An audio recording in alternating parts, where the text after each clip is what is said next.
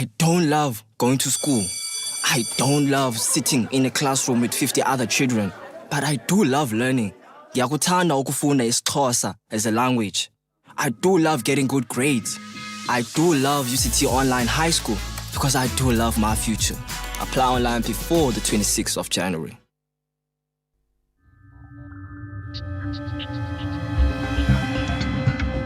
The National Pulse with Ashraf Garda on SAFM. You're listening to the National Pulse, weekdays 3 to 6 p.m.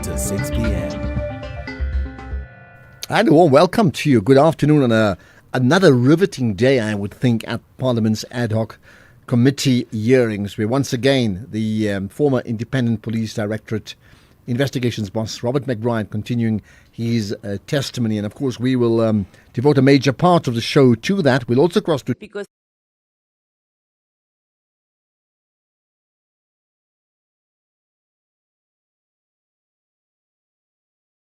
today, McBride has denied that he had close personal or operational links with Paul O'Sullivan, right? He also rejected claims that O'Sullivan controlled or steered IPID investigations. McBride made strong allegations that crime intelligence elements had infiltrated IPID, affecting investigations and even fabricating evidence against certain senior officials. He said that such infiltration harmed IPID's independence. He was asked about his employment. He said that he refused to provide details, citing confidentiality, saying he can only do so if he is allowed to by his bosses, right? And he mentioned aspects of the National Strategic Intelligence Act to justify the non-disclosure. Later on, it came up with some key members at the committee saying it's that simple to find out where's he working from, because if we did, we'll just Google it. We'll know exactly where it can't be. And this comes from the MP David Skosana. It can't be a secret. And then ANC MP Kola saying, I don't know why this information should be withheld in Parliament, because you can even Google where he is employed. If he wants us to have a very good day today, he must refrain from that, just in terms of his general conduct. And Leanne Matei saying, it's giving us the same Mary DeHaas vibes. Okay, all that and more. So don't miss a beat. Don't miss a pulse beat on the National Pulse. Let's get right straight to the IPID head, Robert McBride, at the Parliamentary Ad hoc Committee. Okay, very good. I can't remember her name now. I don't know if it's running. Sold all my shares and left. I don't know if it's running. So you weren't the only director? Or sold all my shares and left. Okay, so you weren't the only director, or you were the director? Yeah, there was, I think, there was a Lisa Ring, was a director, but I resigned and went. Okay. Sold my shares and everything. Okay, and then did it do any work for the state? No. Okay. And then I have to ask this because, you know, his name comes up everywhere. And Mr. Paul O'Sullivan, was he involved in that business in any way? No, no way at all. You didn't even know him back then? No, I didn't. Then you moved on to the public administration in 2019. Yes. Who was the minister then? Minister was initially Ayanda Dlodlo. And then, in 2019. It was a new administration, wasn't it? Not yet. It was Ayanda, and then Minister Mkunu came in there. Okay. So did you come in under Minister Mkunu or Minister Ayanda? Minister Ayanda Dlodlo. Okay. Was it a new position? Yes, it was the ethics unit I had to put up. Oh, okay. Which is running now, which part of its job was also to get the FATF off our backs. And so we work closely with the law enforcement and prosecution, yeah. Okay.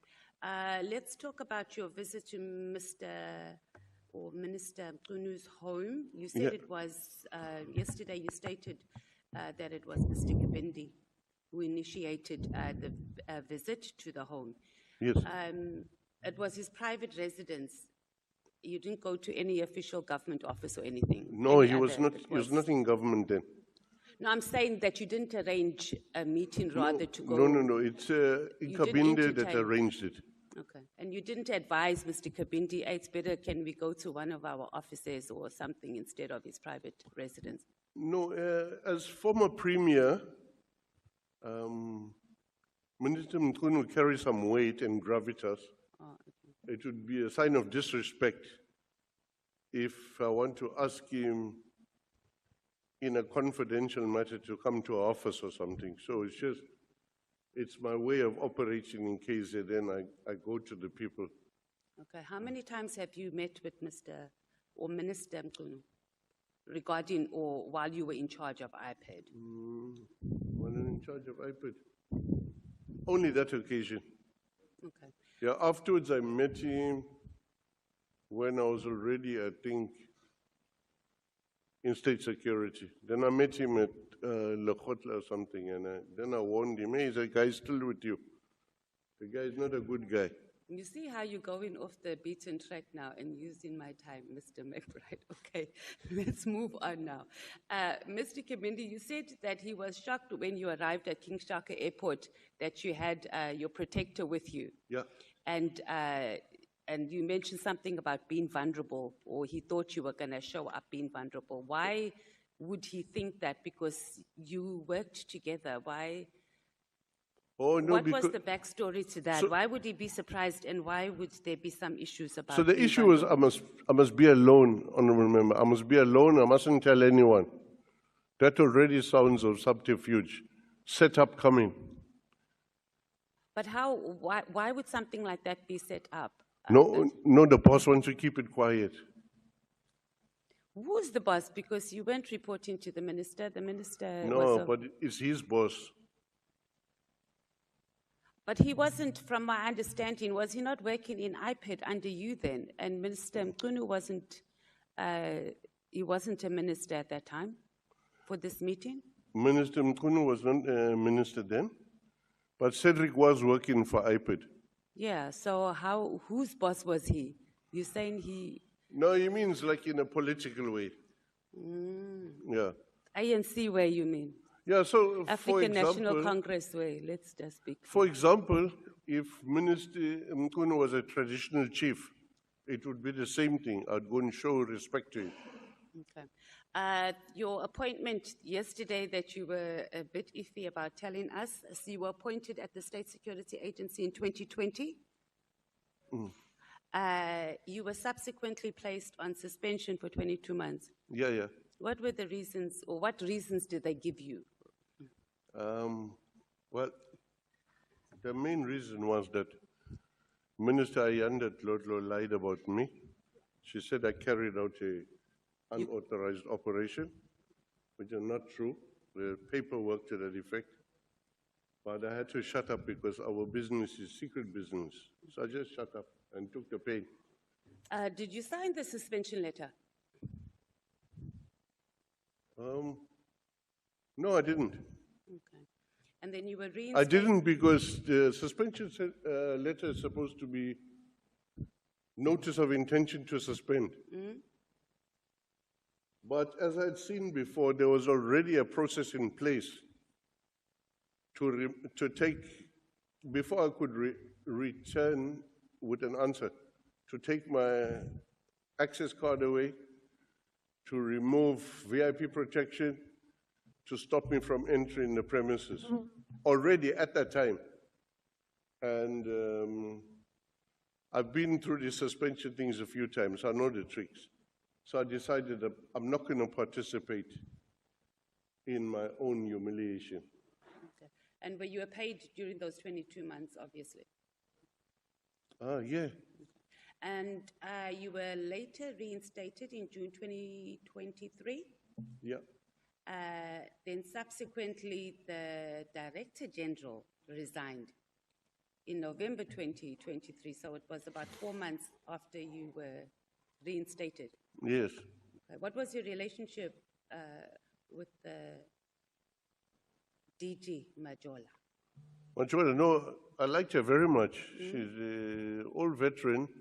I liked her very much, but seems there was something else someone had whispered to her somewhere, or there was another agenda which I was unaware of, yeah. But I liked her. Okay, let's leave out the like. We're talking about the actual working relationship, because there was information circulating that she said, and I mean, it's a media report, so you know how the media is. So we're just asking you, obviously, it's your side of the story. If you are reinstated, she's going to resign, and subsequently 4 months later, she did. So I don't know if she really said that. I canvassed that with the minister at the time, who was Monli Kungubele. Monli was non-committal on it, but the impression I got is that was said, but I'm not sure why. So the issue is, since I left, no new director has been appointed, either by domestic or foreign. Okay. All So right. I think we can just, we wanted to ascertain your relationship with Ms. Majola. So your contract was due to expire in June, July 2023. It's been extended? there was an extension letter, but the salary just stopped for a full year. So you currently have a position at the SSA, but you're not being paid. No, now I'm being paid. But So- I've been paid like the low-line person. Hey, join us as the nation, Mr. McBride. We are sorry. So to sum up, the section is that you have been suspended twice in key roles, rightly or wrongly so. No, 3 times. Where's the other time? 3 times I'm helping you now. Okay. It's Ekurhuleni. Oh, that one I missed. Yeah. Okay. Yeah, Ekurhuleni for drunk driving. Oh, okay. Yeah, but I was brought back to deal with I hope xenophobia. you've never drunk and drive again. Your constitutional court matter that was between the Minister of Police regarding your suspension. Yeah. So from what I gather from the from that matter, you had asked the Concourt to determine whether the minister had powers to suspend you or whether Parliament was supposed to do it, not necessarily to speak to the merits of the case of Paklani that led to you being suspended. Am I clear? So the issue was, can you suspend me unilaterally? Yeah. Yeah. So it wasn't about the actual case on what led to the suspension. Yeah. Luckily for him, it wasn't. Yeah. Okay. Let's talk about the Helen Suzman Foundation joined your case as friend of the court. The Helen Suzman Foundation. Yes, it's on record, yeah. Okay. Did you have consultations or discussions with them prior to them joining the case? I had a discussion with them, and the issue was, we're not personally supporting you, we're supporting the principle. Okay. I So said, did they okay. assist you with legal fees or legal assistance? No. Or did they offer to do so? Okay. No. You also yesterday, besides singing your praises, Mr. McBride, you were singing the praises for Helen Suzman's Foundation and Freedom Under Law, the Ford Foundation, for the role they play in our criminal justice system. Now, do you have knowledge on who funds these organizations, or the people actually who fund these organizations? No, I don't have a clue. What I know is the people I know from there are people of integrity. Okay. I'm talking about, we just want to know about where they get the money from. Interesting one indeed. Once again, an issue of, blows, right? If you think about it in terms of boxing, you get a punch or a jab, and then you get defense. Fascinating, all that happening at Parliament's ad hoc committee. You've heard in the voice of Robert McBride and Leanne Matthys as well. We'll get right back to that in a moment. You, of course, can send us your comments. We'll bank it. WhatsApp us right away in terms of what for you has been like the key moments today at the ad hoc committee. This is the National Pulse. As the nation seeks answers, SAFM brings you live, uninterrupted coverage of Parliament's ad hoc committee investigating allegations made by KwaZulu-Natal Provincial Commissioner Lieutenant General Nhlanhla Mkhwanazi. You can also stay up to date with the Judicial Commission of Inquiry into Criminality, Political Interference and Corruption in the Criminal Justice System. Stay informed, stay connected. Tune in live on SAFM 104 to 107 and follow the coverage across our digital platforms live on Facebook, X and YouTube at SAFM Radio. SAFM, leading the conversations that move us.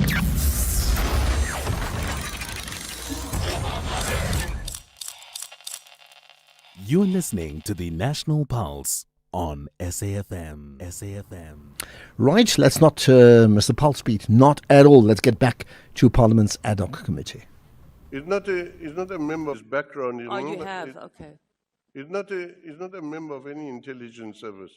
But that's not the question. I'm just saying, so how do you know he has all these sorts of businesses and how much money they make, besides him telling you? Because yesterday you say he says a lot of no, things. it's also from what he says, but he spends a lot of time traveling, and he once told me he buys and sells property. Yeah. But it's based on what he's told you. You haven't done any sort of confirmation that what it is he's saying, where he gets the money from, it is from there. No, I haven't checked. Okay, so he may as well be getting money from anywhere.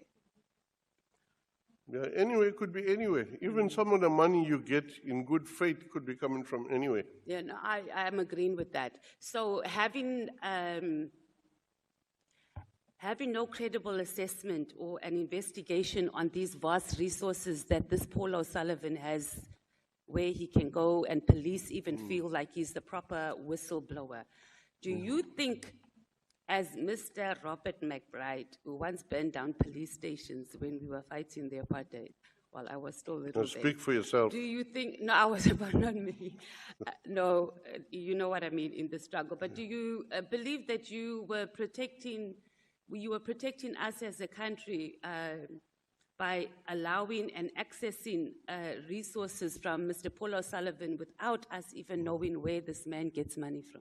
The main access of information to him is information about corruption.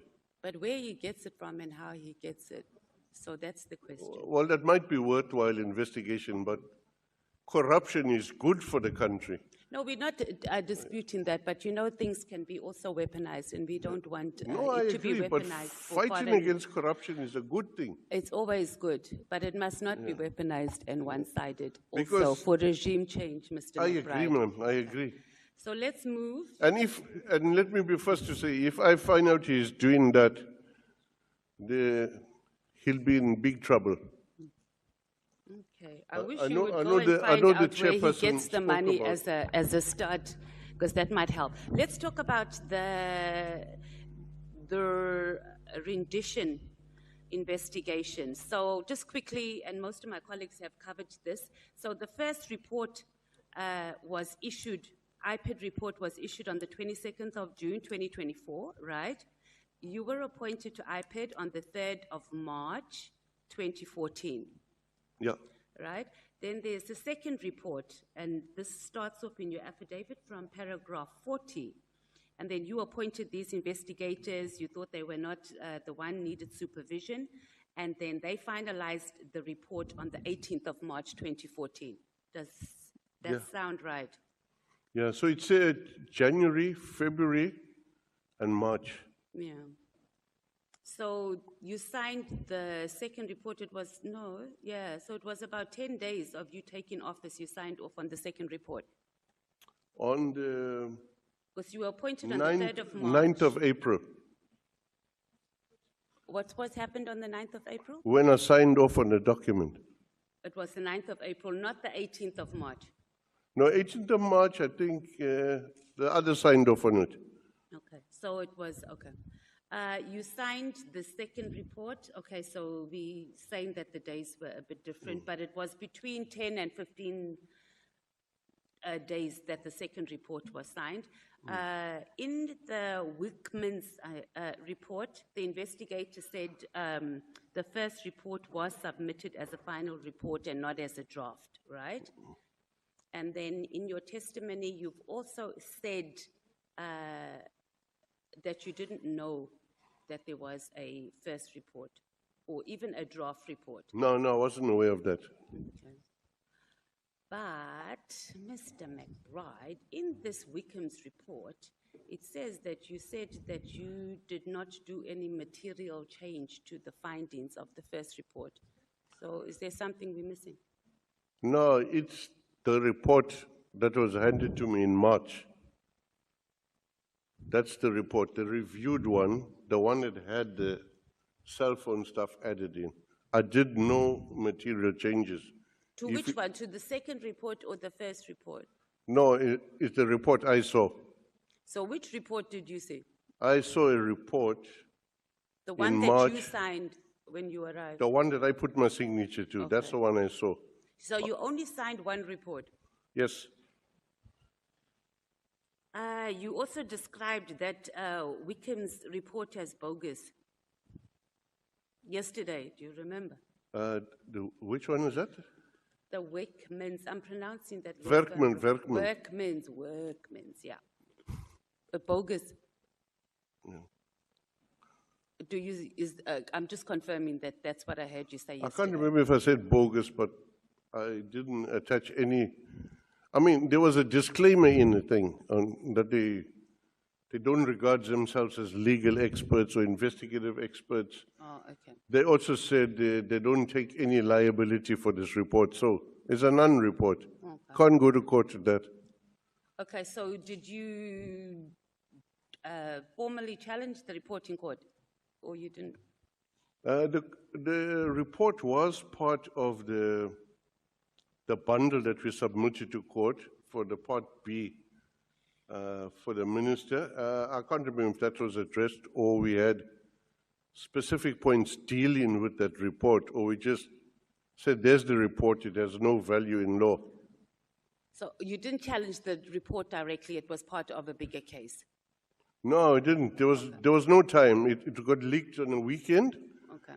And we were getting, at least me, by the Monday or Tuesday, notice of intention. The report in particular that you want to bring to our attention that you did not agree with, that was factually incorrect? On the report that I signed? No, the report of the Workmans. I know, the thing was just, it was just handled with an agenda.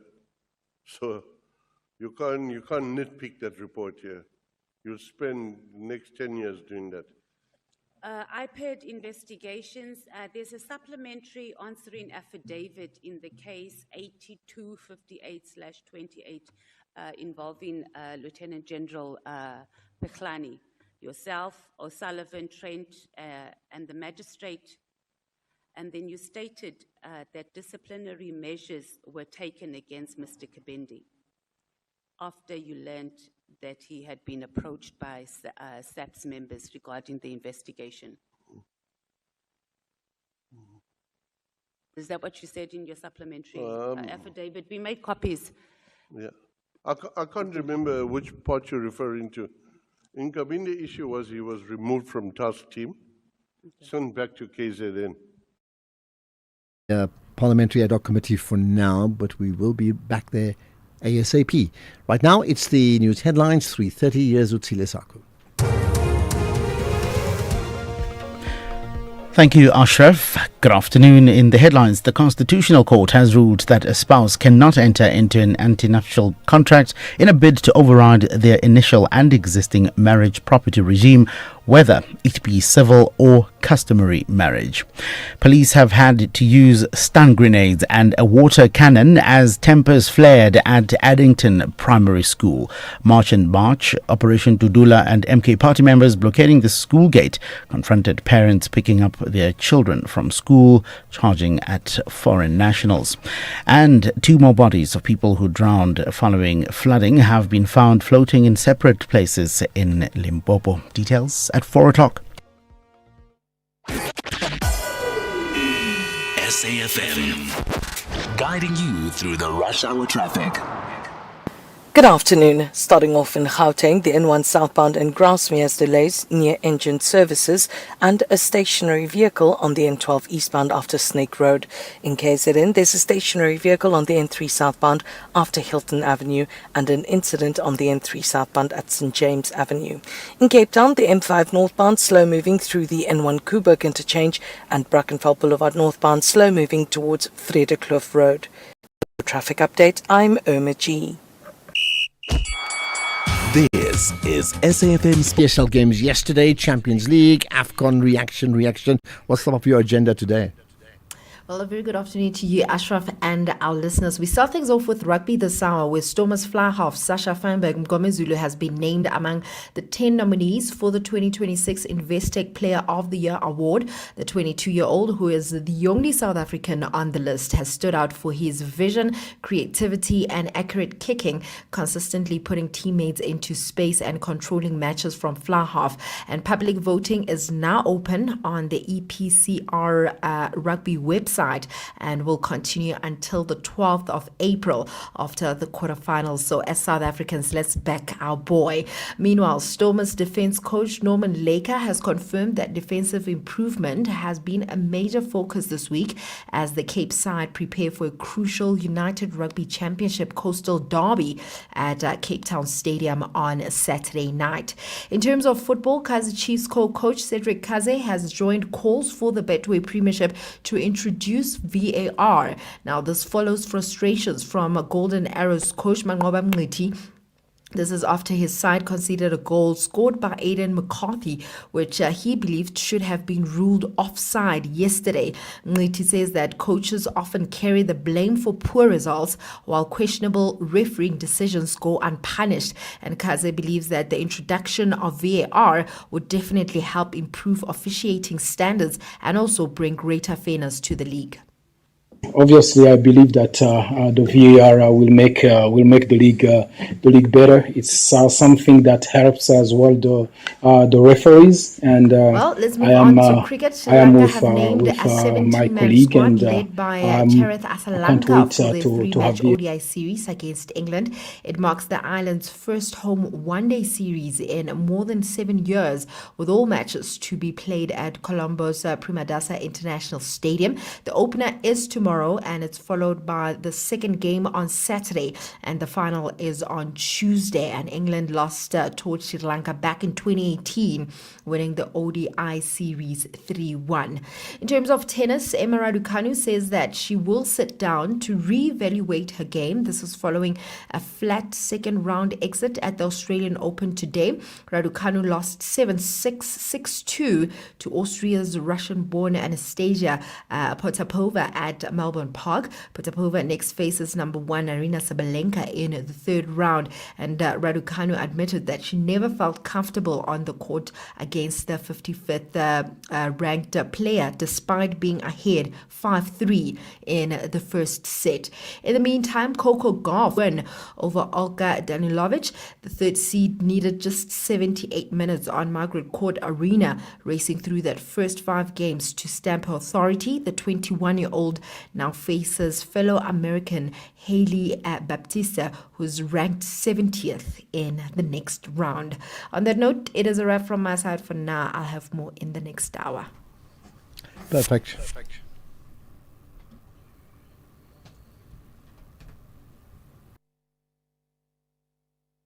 The National Pulse, weekdays 3 to 6 p.m. And there we are. That vote, Sasha Feinberg and Mgomezulu. I think he's up for 2 awards, the main award and the young player again. But would you go for a public vote? So my views about public voting, which can't be part of the main vote. I mean, that's what I think. Main vote is main vote. Public vote is exactly that, just public vote. Any thoughts on the customary marriage issue, as you may have heard? If you want to send us a comment, just do that. You can WhatsApp us soon. Well, right now, in fact, and we'll play it when we get the opportunity. 0614 104 107. Let's get back now to Parliament's ad hoc committee. So 31.4 and then 31.4 and then 31.4.1 And then there's a 16.2. I'm informed then, or maybe you should read it. Do you see it it's the last paragraph on page 2. Just hold on 1 second. I'm on page of that affidavit, I'm on page 12, the last paragraph. 12, yeah? Yes, sir. The last paragraph, 16.2. Yeah, bo. I am informed by the then leading, also it's extract from Sissoko's statement. Yep. I'm informed by the then lead investigator, Matlangu, that Paul O'Sullivan did assist the investigation team at the initial stages of the investigation by accompanying them to Camille Drift Estate, including typing statements based on interviews with witnesses. They also received some information from Mr. O'Sullivan's or Ms. Trent, as they had access to systems that IPA did not have for investigative purposes. Meetings with Mr. Paul O'Sullivan and Ms. Trent were held in the context of assisting investigators with information relating to the investigation.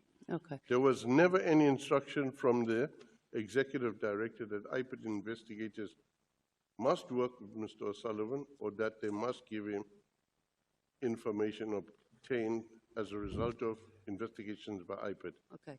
So this Camel Drift Estate, I think it's not that's strict, yeah, of Camille Drift. So in reference to this, it's not referring to the visit that O'Sullivan did with your investigator to point out the house.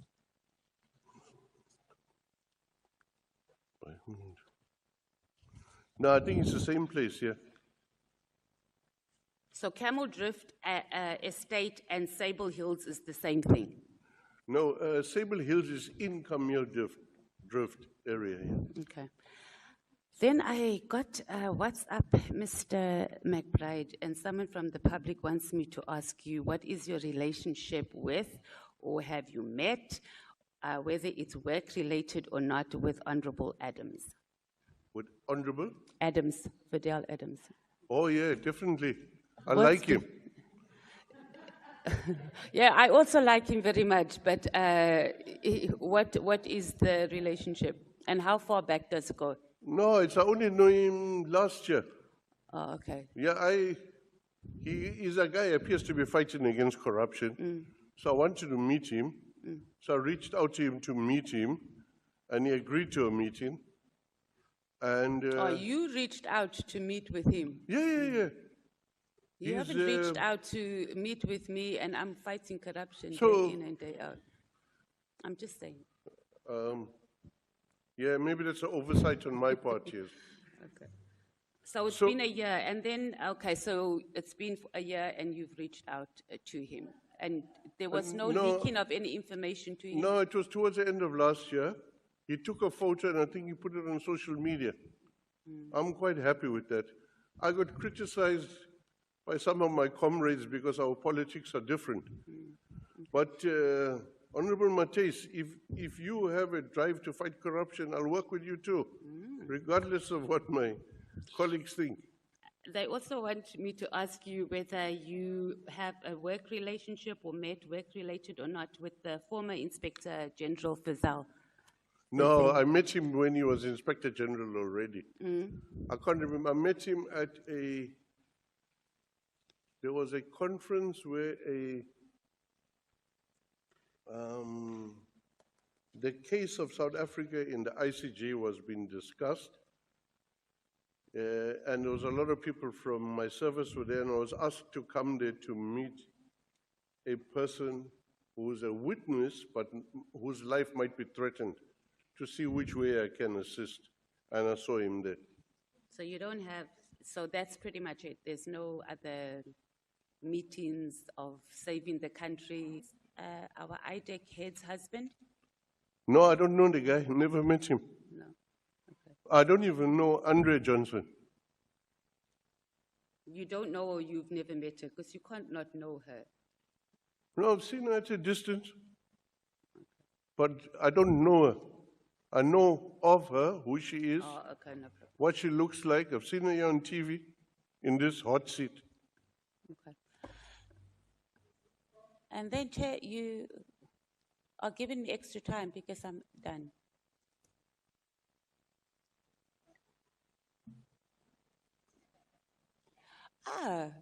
I'm giving the ANC some of my time.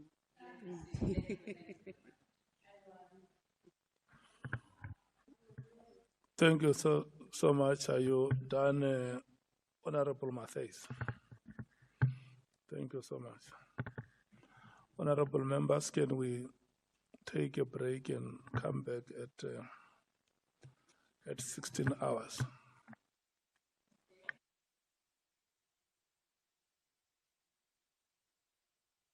At Parliament's ad hoc committee. We'll get back there, but what it does mean is we have a chance to talk to you, so you can call in live, because we can't take those calls live. What for you has been significant moments? I also know, as I talk to you, that Donald Trump is addressing the WEF, and we may just cross there and pick out some comments from him, because Donald Trump being Donald Trump. But yeah, also, and then to WhatsApp, it's 0614 104 107. You are listening to The Full Circle, a space where generations come together in conversation that seek to spark curiosity, inspire innovation, and feed the curious mind. For arts, culture, and robust conversations, join me every weekday between 1 and 3 p.m. on The Full Circle with Bridget Masinga as we explore the stories, lessons, and conversations that guide us back to self.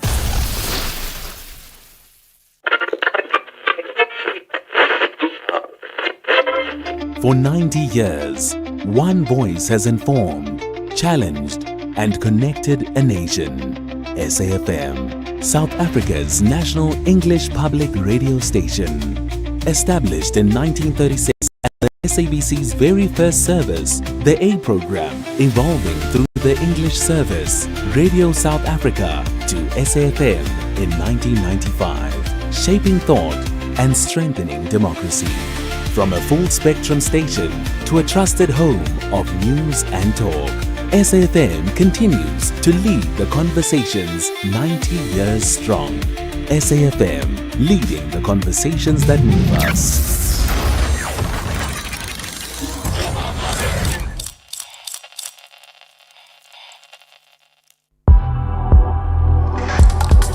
Ashraf Garda on the National Pulse. All right, let's get your comments. And there are comments, of course, based upon what you've heard today. But also, if you want to keep an eye on what's happening at Davos, and already have an opinion on that, certainly feel free to share that too.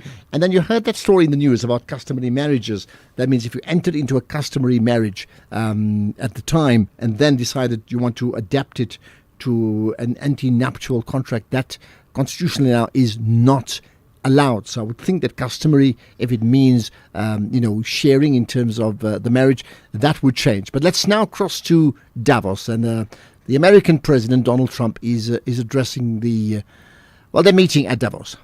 We're opening them up instead of building ineffective money-losing windmills. We're taking them down and not approving any. Instead of empowering bureaucrats, we're firing them. And they're going out and getting jobs in the private sector for 2 and 3 times what they were making in government. So they started off hating me when we fired them, and now they love me. Okay, we just have a sound problem there with regard to Donald Trump. Let's try and fix that up as soon as we can, and then get back to him. In the meantime, there's some WhatsApp comments that we can play. So let's do that. Ashraf, good afternoon. Flores from a beautiful sunny Winelands. Ashraf, let me tell you, McBride, very arrogant guy. But one thing stood out for me. Yesterday he said that Minister Groenewald was threatening him by saying to him, you must watch out.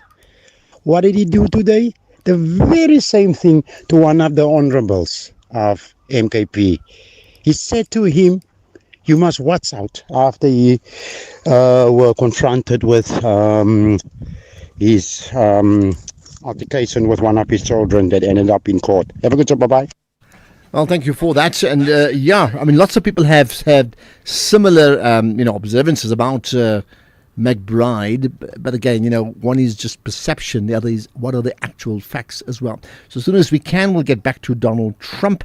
Now, that story about the customary marriages in terms of that court ruling, I think is a very important one. The other is, did you see this story again? 5 people killed at a tuck shop in what is called Jeffsville.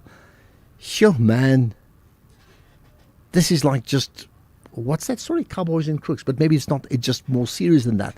It's just becoming an everyday occurrence. If you know much about that and that story and what happened, let us know. But again, it goes back to this culture of people either being knocked off because they're getting paid to knock off other people, and they believe they can get away with it, or others losing their tempers when they have tempers over some issue of difference, and they have the gun and they can kill them. And that issue about guns has been well documented, that if you don't have a gun, you can fight with another person, you can argue, you can even throw a punch or two, not saying you should, but you can't shoot them. And the fact that so many people have guns, and I don't mean legal guns too, but illegal guns, that just gives people that license to pull out the pistol and shoot.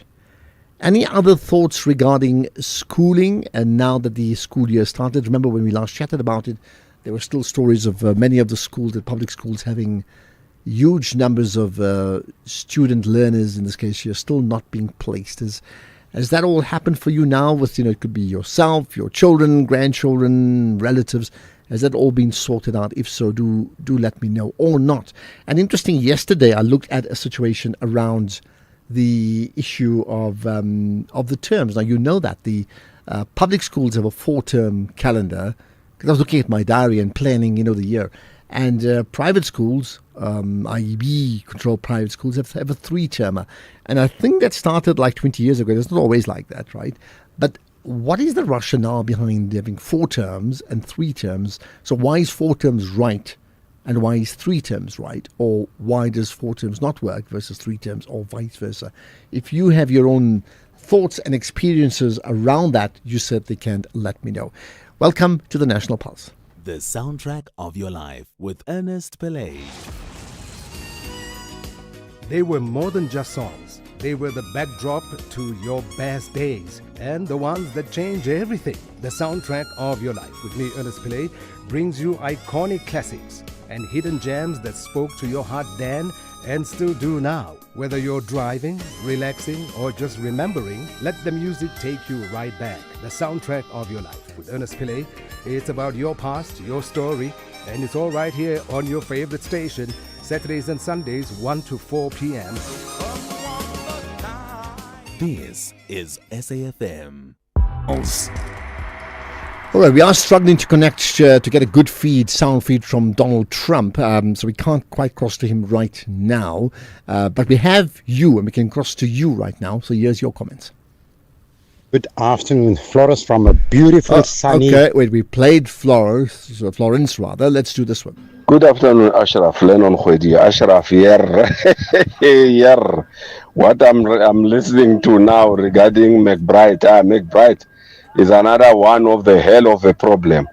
I can't remember, yes, but that one I know, when it comes to issues of Patlane and Nkabinde and General Mkwanazi, he can remember vividly as to what was happening, but when it comes to his fellow comrades, he can't remember. Come on, my daughter, come on. Lennon Khwedi here. Well, thank you for that, Lennon. Okay, I get the chuckle from you. Mastermind in Mpumalanga, hello. Good afternoon, Mr. Ashraf, and your listeners. Good afternoon. Yes, very good afternoon. I want to just comment about the visiting of the president here in Mpumalanga last 2 days ago for the people that have been victimized by the rain. Yeah. And yes, people are stuck in the hall. People are stuck in the schools, and I think even President himself have seen the people how suffering, the old people there and the children. They are just apparently in the wrong place. So, but Ashraf, what I'm talking about is that people will stuck for a long time in that places, even while president has been visited there, because now people they take advantage because we are going to in election, and they just using this opportunity to trying to making themselves available to the people. But after that, these people, as I'm saying, they will stuck there for the long time. I'm asking just if the people of the government, let them be honest, take that people serious, that people has been victimized by the natural thing, so a disaster. Now let them help, give help them as they need, so that they can coming out there and going through with their life. That is what I'm asking to the government, not just to making for themselves a voting okay line. Thank you, Mr. Ashraf. Thank you. And cut the Mr. out. Yes. Just Ashraf, because I'm going to call you Mastermind, not Mr. Mastermind. Thank you for that. And I hear what you're saying, and I'm sure others may feel the same as you do. Good afternoon, Ashraf. Lennon Khwedi. Ashraf. Ashraf, listening to McBride's responses towards the questions and his a little bit arrogance as well, and us knowing him from time immemorial, how he used to be involved in scandals, corruption, and some many cases. It doesn't go down well with me, really. Okay, thanks. It's Willie here in Kuma. Thank you. So you're writing McBride off in terms of his testimony, I gather. Ashraf, I think McBride is being ill-treated by that committee, ad hoc committee. Listen to the chairperson trying to make poetry in a formal gathering. When McBride asked if he has to leave, he said, "No, I think you understand. No, you don't have to be a poet. You don't have to be Mzwakembuli there. You need to ask questions properly and address people properly, not poetic language." I suggest that McBride is being ill-treated. Modus vivendi, Emalahleni local municipality in the Eastern Cape. Okay, that's interesting. Some people writing off McBride as a witness and feel he's not coming across well, and you saying in fact he's been given an unfair hard time. I wonder what others think. Hey Ashraf, looking at the commission, McBride's testimony, at first he had this, must say there was quite a detectable air of, disdain, general disdain, that kind of frat boy or university frat boy arrogance that was displayed by the witness. But I like the pushback that came from the committee, that you will give this platform the due regard and respect. And I think that might have resulted in the current attitude adjustment. He seems to be cooperating now.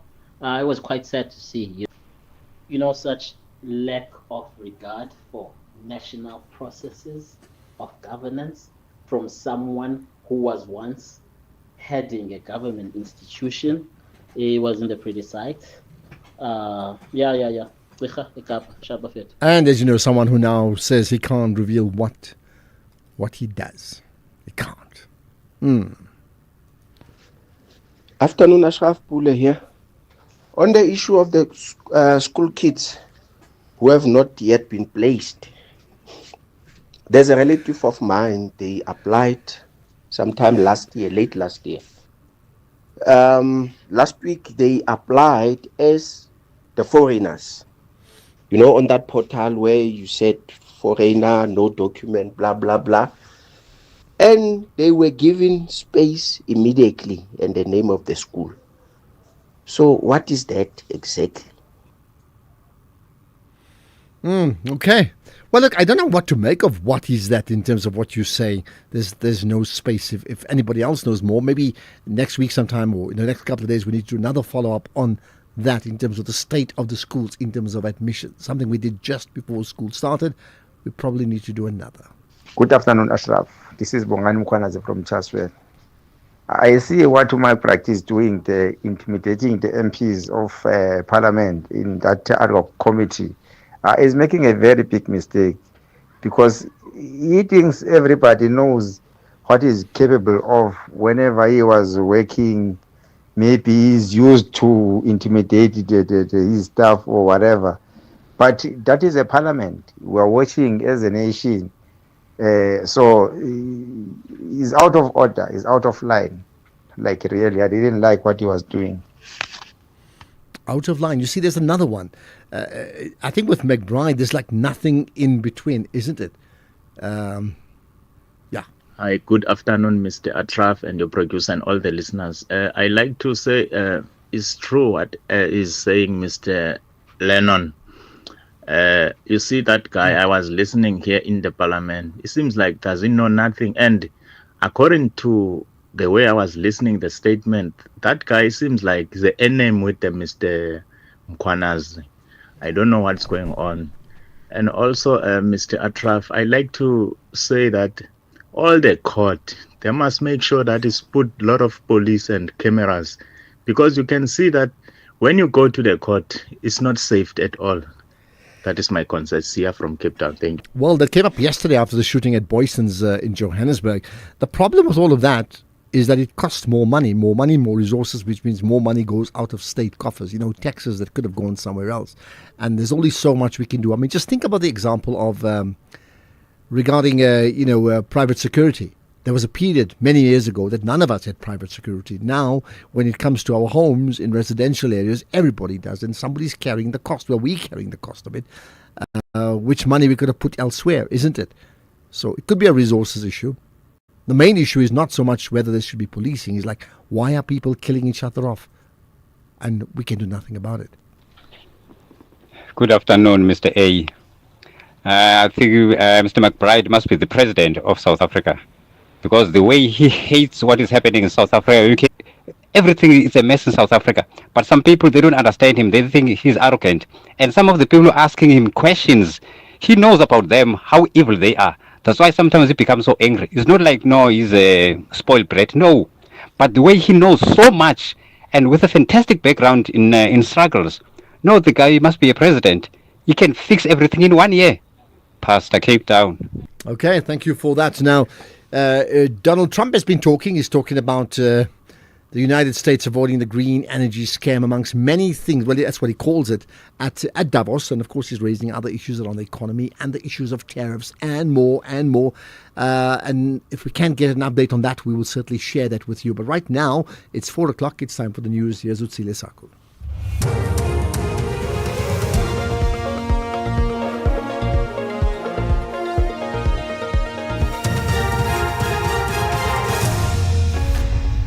Thanks, Ashraf. Top stories at 4 o'clock. 5 killed in a shooting incident in Atteridgeville and 2 bodies found floating in Limpopo. Good afternoon. Police are currently attending to a crime scene in Jeffsville, Atteridgeville in Pretoria, where 5 men have been shot and killed outside a local tuck shop.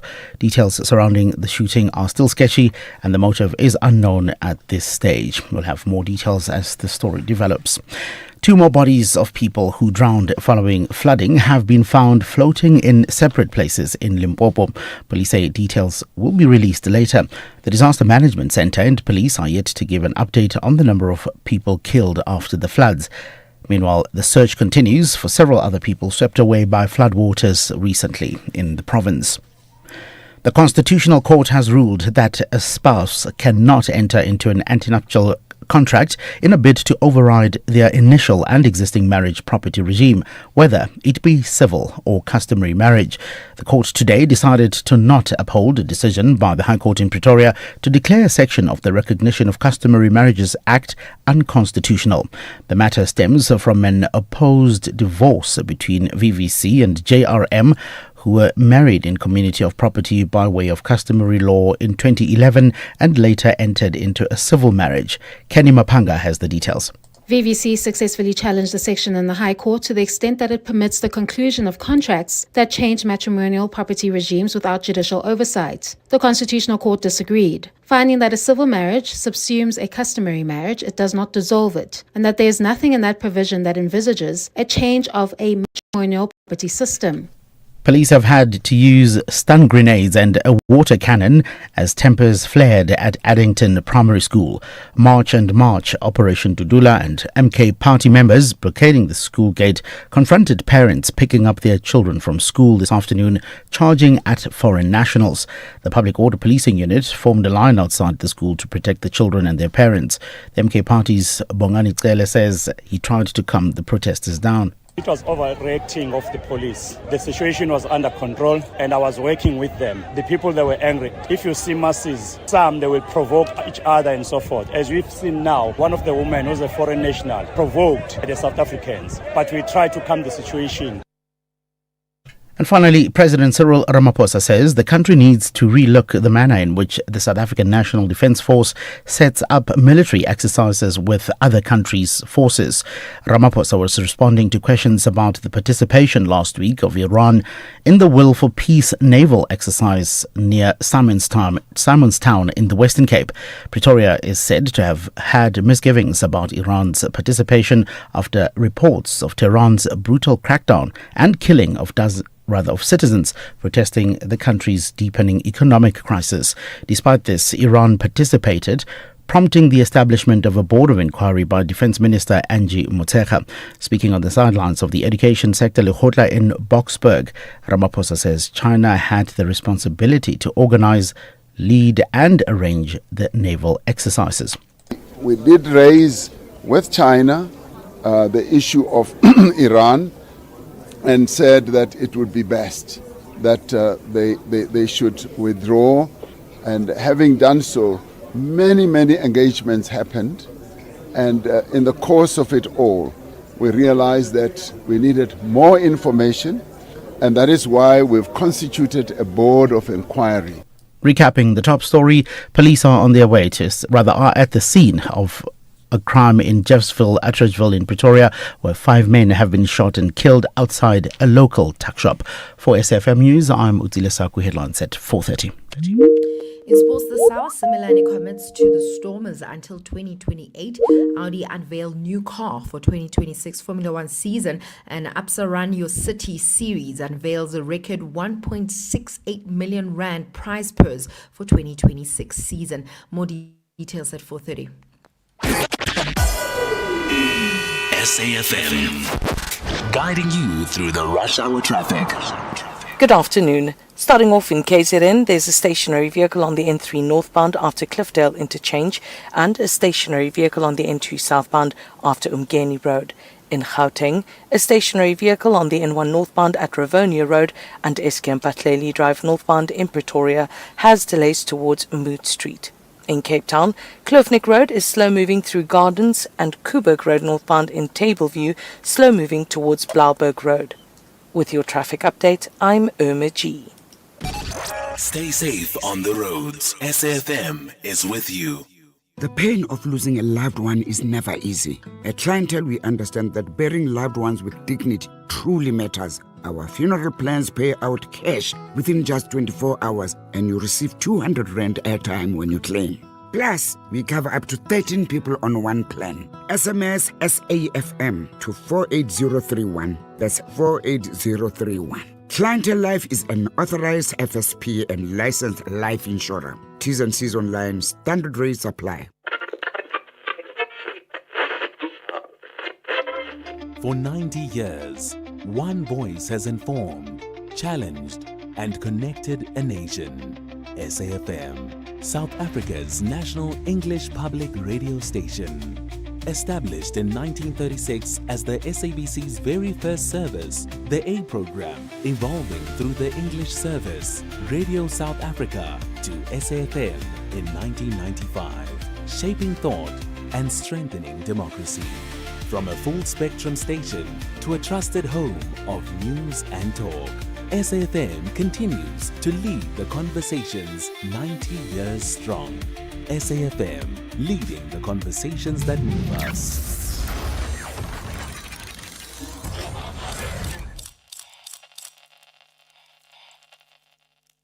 With the ever-changing financial landscape, it can be difficult to make sense of all the moves at times. Join me, Jimmy Moyaha, on the SAFM Market Update with MoneyWeb, Mondays to Thursdays, 6 to 7 p.m, as we break down the key market trends, top financial stories, and smart investment insights, all in one place.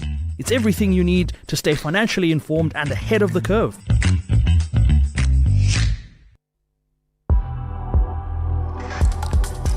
The National Pulse with Ashraf Garda on SAFM. You're listening to the National Pulse, weekdays 3 to 6 p.m. So later on the show, we'll cross to Davos and we'll get the thoughts of the Minister of Small Business Development, Stella Ndabeni. That comes up after 5. We'll also have a chat about another disturbing issue of 300 families from the Serapong informal settlement in Randfontein having had to flee their homes after threats and violence from illegal miners. So is the story I hear. But for a large degree, we'll pay attention to Robert McBride and his testimony at Parliament's ad hoc committee. Thank you for sending us your WhatsApp comments, which is the easiest way for us to bank and post as soon as we get an opportunity. So do so, 0614 104 107. Others, many are commenting about McBride, and please do so. But you can also comment about Donald Trump because he talks to the World Economic Forum as I speak to you right now. You can add your thoughts to that too. And then the issue of schooling and school numbers and registration and whether your children have a place in school or are they struggling. And then that issue you heard about at Attridgeville and the shooting once again today, 5 people being killed in Attridgeville, and the issue of customary marriages. Have I left anything out? I mean, all these things collectively adds to the national pulse. But for now, let's get back to Parliament's ad hoc.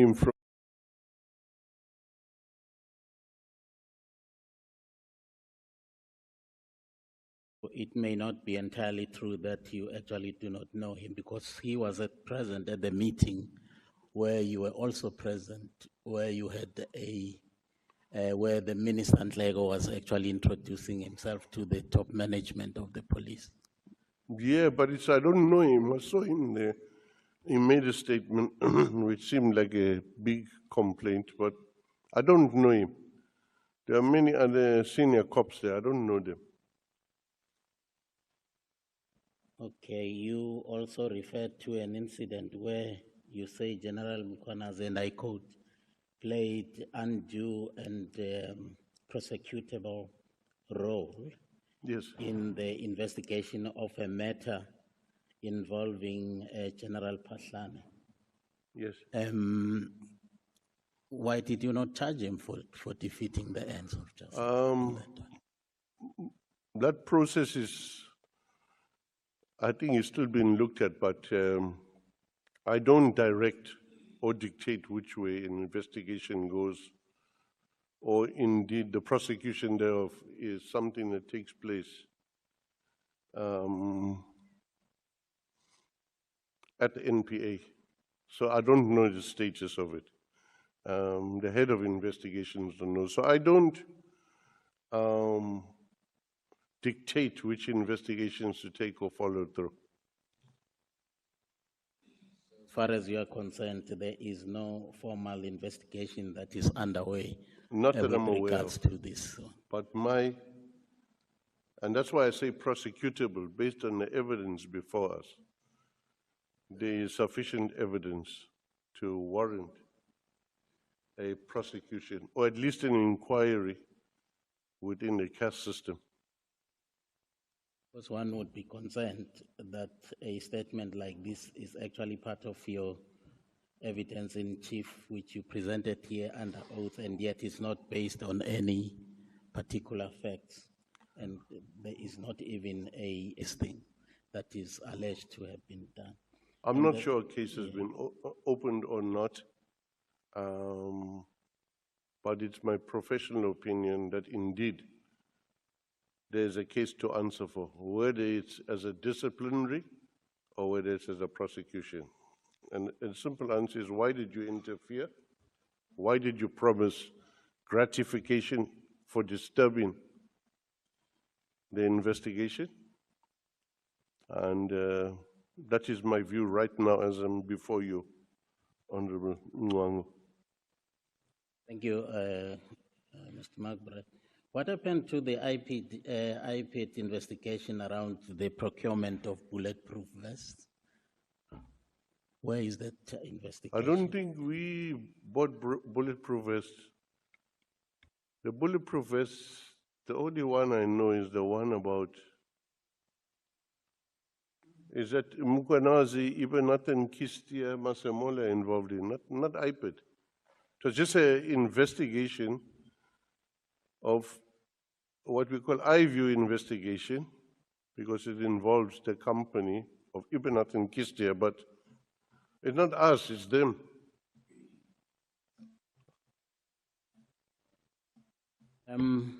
Yesterday, you actually also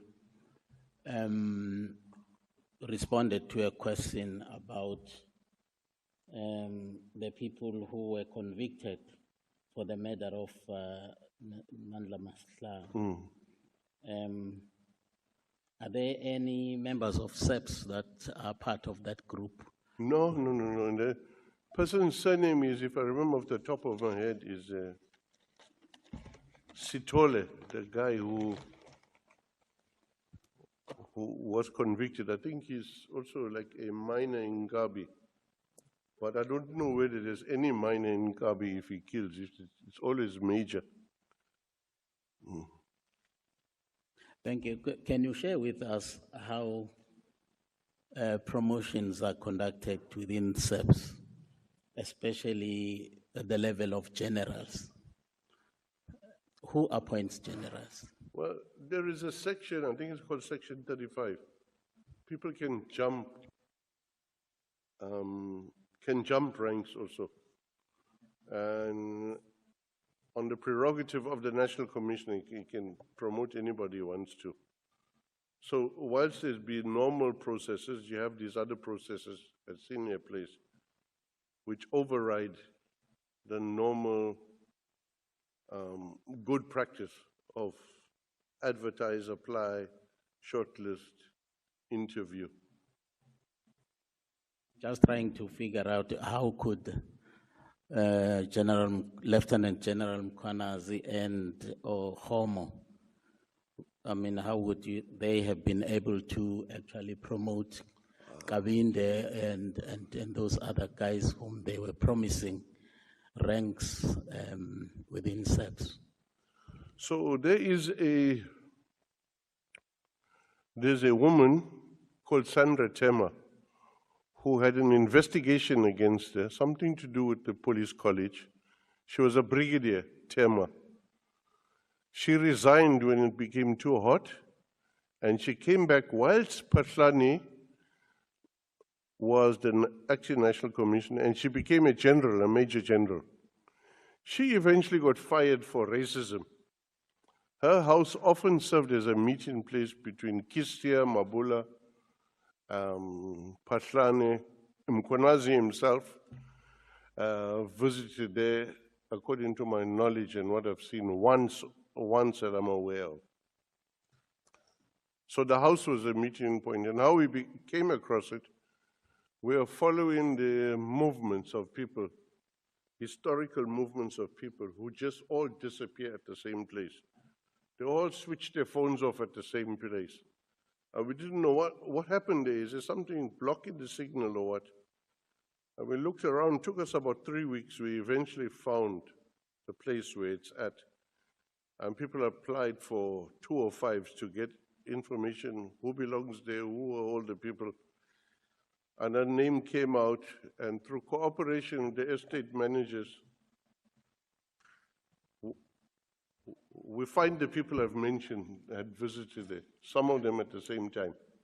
Well, thank you, Mr. McBride. In fact, all I wanted was whether or not these people, Mkwanazi and Homo, would have been able to actually honor their promise by appointing Mahlangu into one of the positions. So now you have answered that, in fact, it is the prerogative of the National Commissioner to appoint generals. Okay. Can we move on to the rendition case, you have indicated that a report recommending the criminal prosecution of Generals Dramat and Speer was issued by IPID 2 months before your appointment.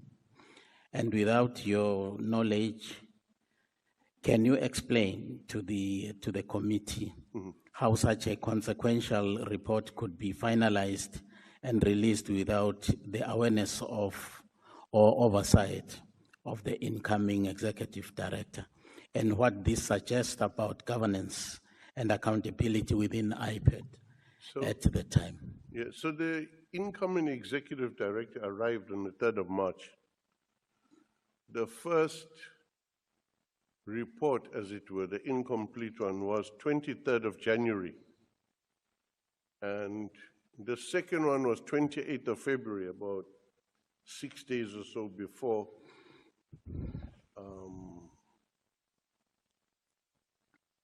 before the incoming executive director arrived. And on the 4th, I can't remember the sequence of events where the Minister Mtetwa asked me to find out in preparation, but on the 10th already of March, I'd given him a briefing and update in an information note. But from the 4th, I was getting briefing about cases, what's the status, and asking questions. And in Kuba's affidavit to the Zondo Commission, he mentions, I raised concerns about the independence of the investigation, the interference of Minister Mtetwa, Jenny Irish Kobosheani, and crime intelligence basically, and Mosing, a prosecutor, SPP. So I raised it. Oh, is this how you do it? I mean, are you not independent? Is the IPID Act, am I mistaken, or is the IPID Act in place or not? And then Kuba told me, no, he was under immense pressure.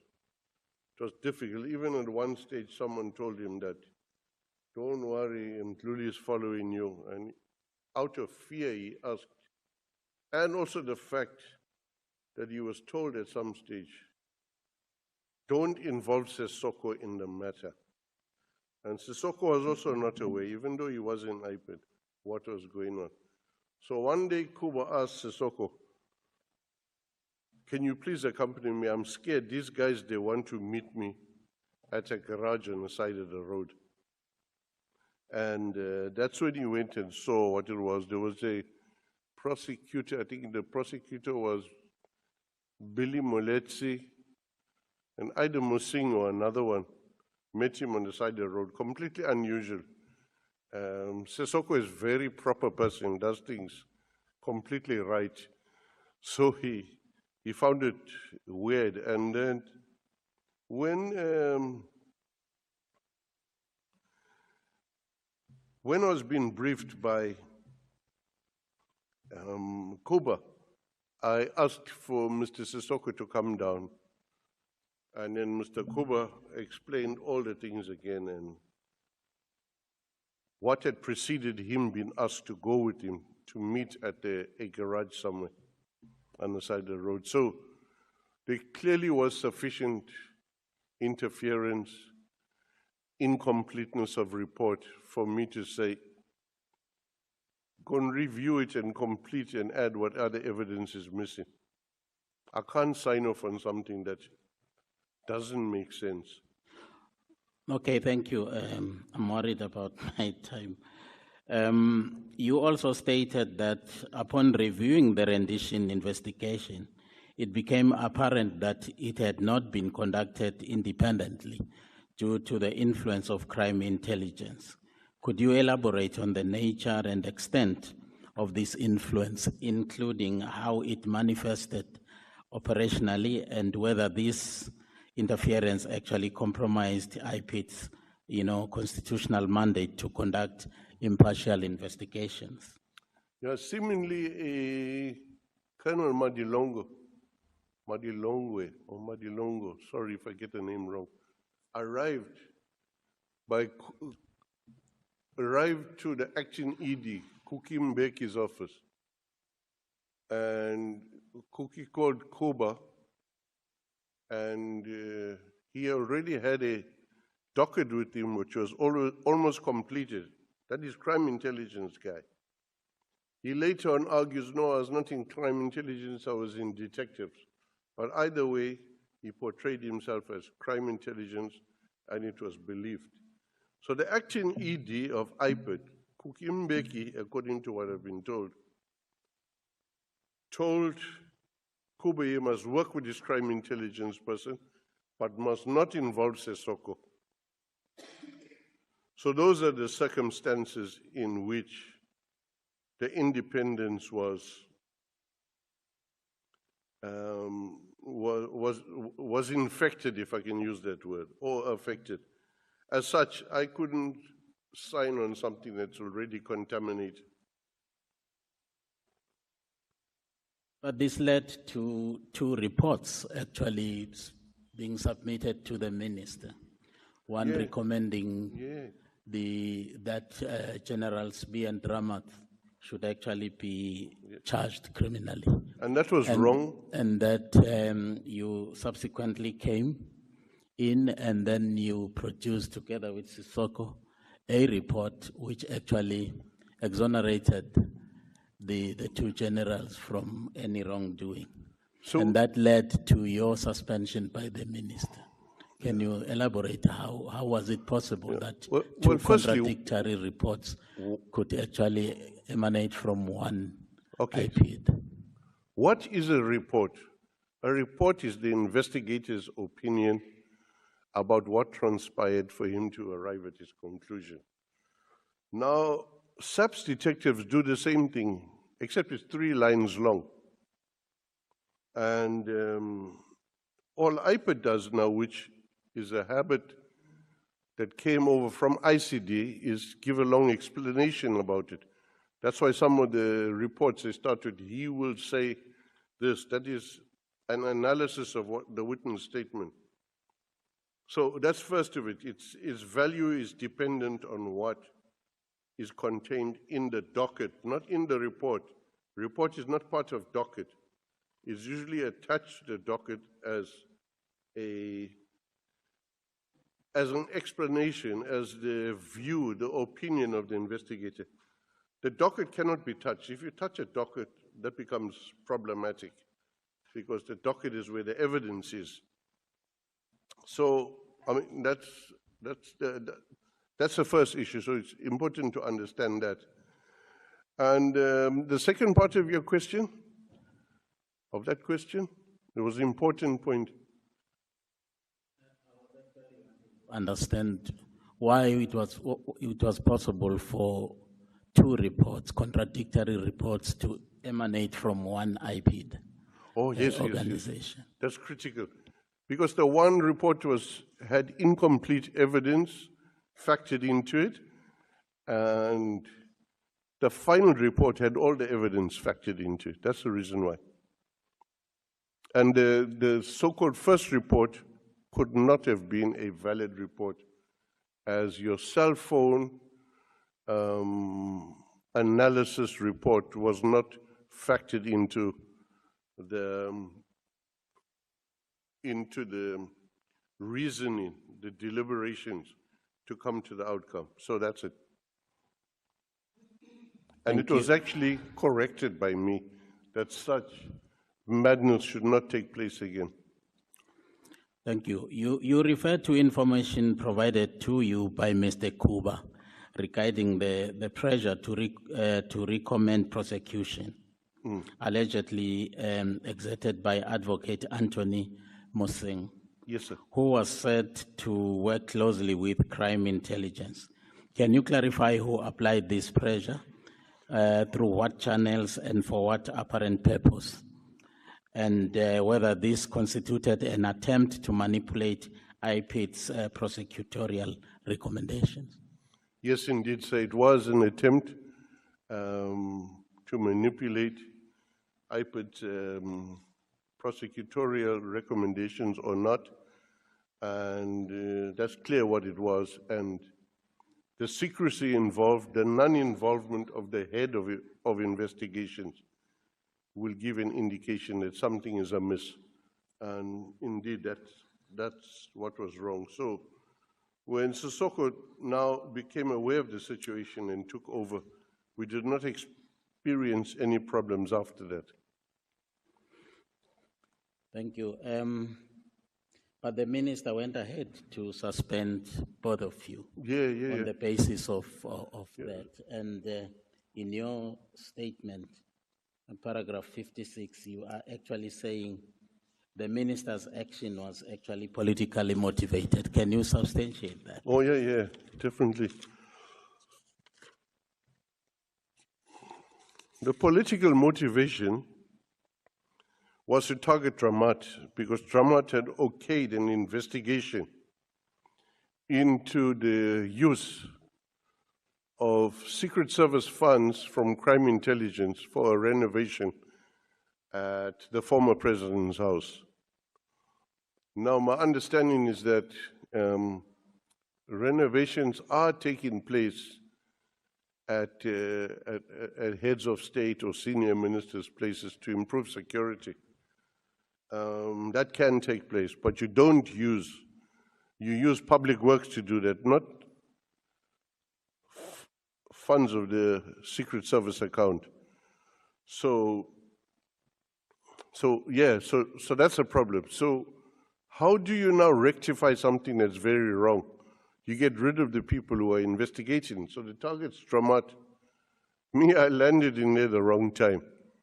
So myself, Sibia, we all got lined up together. So neither Sibia nor Dramat or myself were involved in the investigation of the renovations. I think Parliament took over those renovations. I mean, later on at a later stage, I remember seeing a fire pool taking place in Parliament, a demonstration with lovely opera music playing to show how wonderful it is when the firemen are able to put out fires. And that was all part of the same thing. Now that these other guys are gone, now I can do another spin on it, a narrative, a fire pool, swimming pool at the home of a head of state or senior government official is not a security. It's not a security aspect of it. It's not a security implement. In fact, with the same amount of money used, you could have built a mansion that's super safe. Now you have, I'll tell you this because I said it directly to people in the family. I said, how could you allow people to misuse the old man to come with this idea? So they put, beams, they put electric wire, they put a special fence, they put all of that around, never mind the pool and amphitheater and all of that. So 21st century technology, right? All weird and wonderful. But a guy other side the fence can use a prehistoric methodology. As always, it makes for riveting listening, I can tell you now, the Parliament's ad hoc committee. We'll get back there soon, but for now, it's the news headlines. Here's Utsile. Thanks, Ashraf. In the headlines at 4:30, police are at a crime scene in Jeffsville, Atteridgeville in Pretoria, where 5 men have been shot and killed outside a local tuck shop. The credibility of senior police leadership was thrust into the spotlight at Parliament's ad hoc committee today as former IPED head Robert McBride delivered a scathing assessment of top police officers. And President Cyril Ramaphosa says the country needs to relook the manner in which the South African National Defence Force sets up military exercises exercises with other countries' forces. Ramaphosa was responding to questions about the participation last week of Iran in the Will for Peace naval exercise near Simonstown in the Western Cape.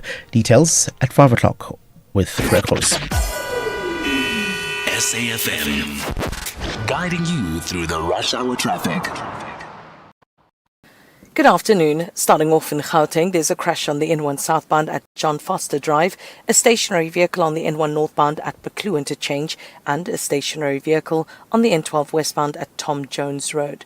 In KZN, a stationary vehicle on the N2 northbound after Kwamashu Interchange, and a stationary vehicle on the N3 southbound after Hilton Avenue. The left lane is closed.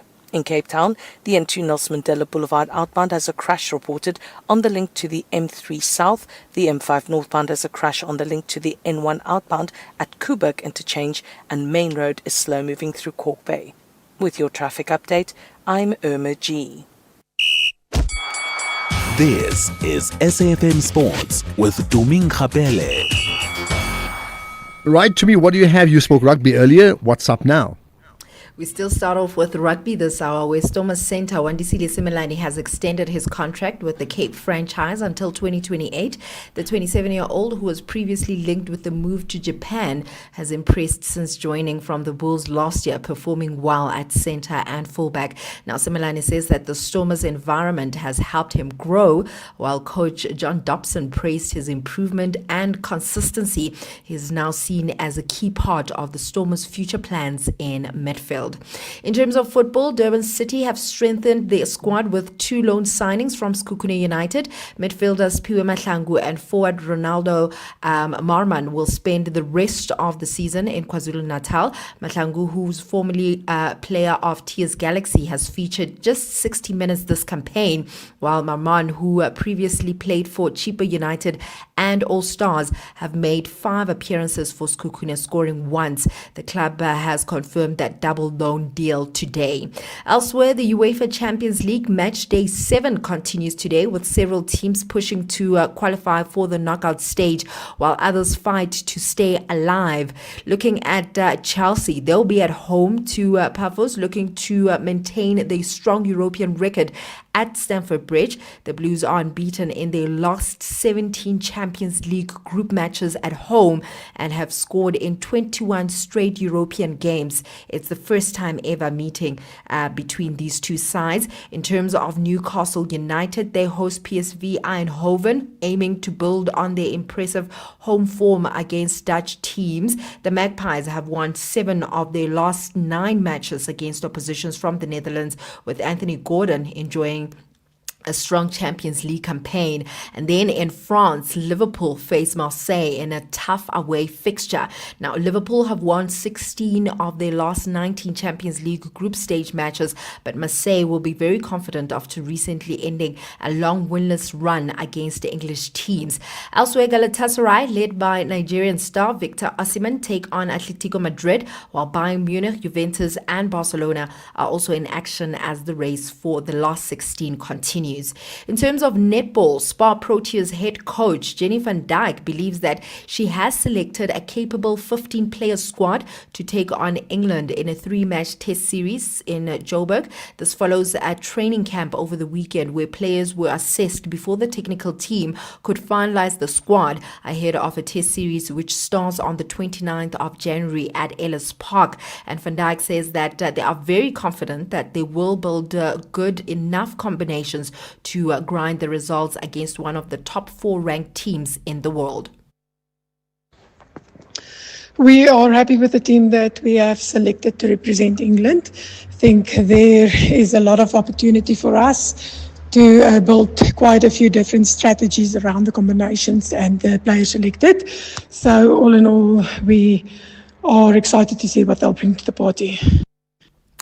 In terms of tennis, world number one Carlos Alcaraz says that he feels no responsibility to be a tennis ambassador like Roger Federer and Rafa Nadal. He was speaking after his Australian Open third round win over Germany's Yannick Jafman.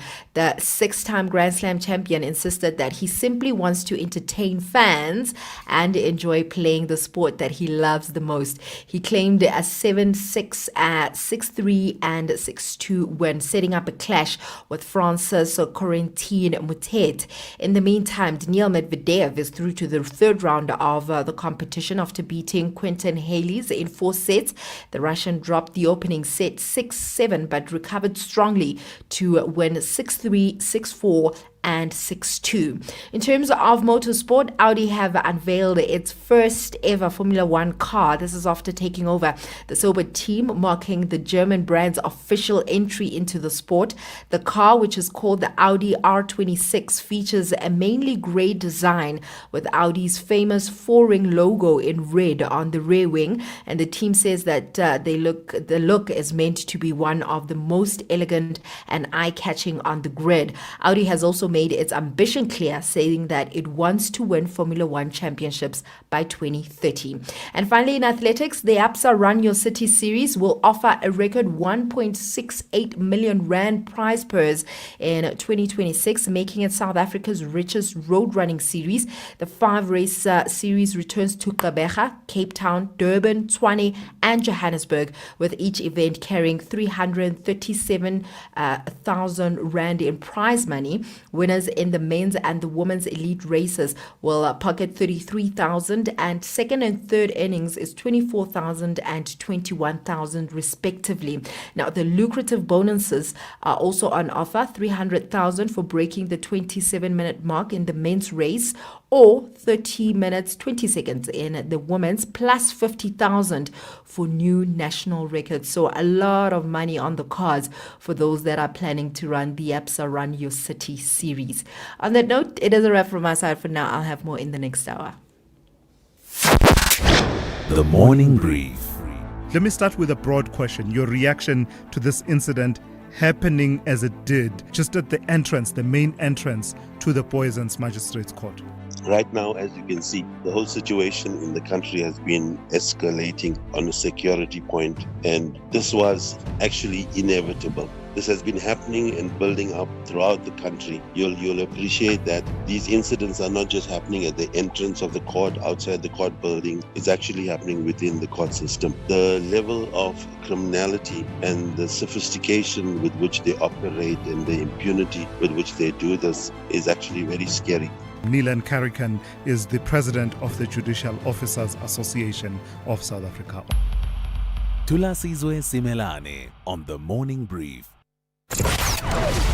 Economic news on SAFM. Facts and figures you can count on.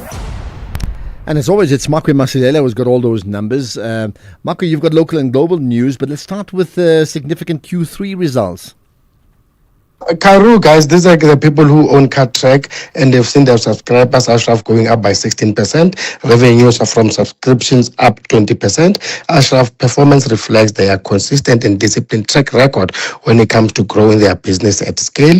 They operate in an expanding and largely under-penetrated market, fueled by the robust and sustained customer demand, and their easy-to-use modern platform empowers their customers to improve operational efficiencies, reduce the risk, and enhance the safety of their fiscal operations. And yes, Trump said yesterday that they will be able to make almost $2,000 dividend payout to American citizens, as he said they have so much money coming from tariffs.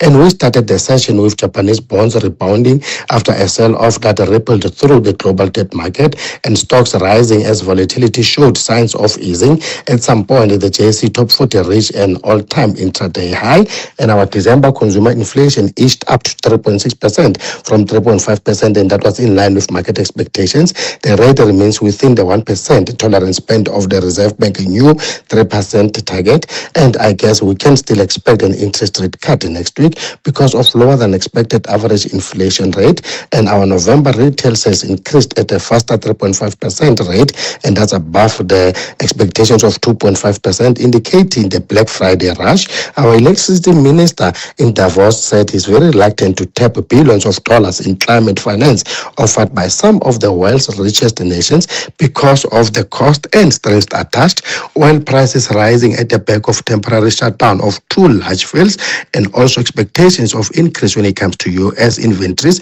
plus that U.S.-Europe tension. Brent crude is up 1.5% at $64. Yellow metal extended gains on safe haven flows, up 1.8% at 4,850. Platinum up 0.6% at 2,477. Stocks and bond traders should look forward to some relief, as Trump said he won't use force to acquire Greenland, and the JSE is up 0.5% with resources doing most of the heavy lifting.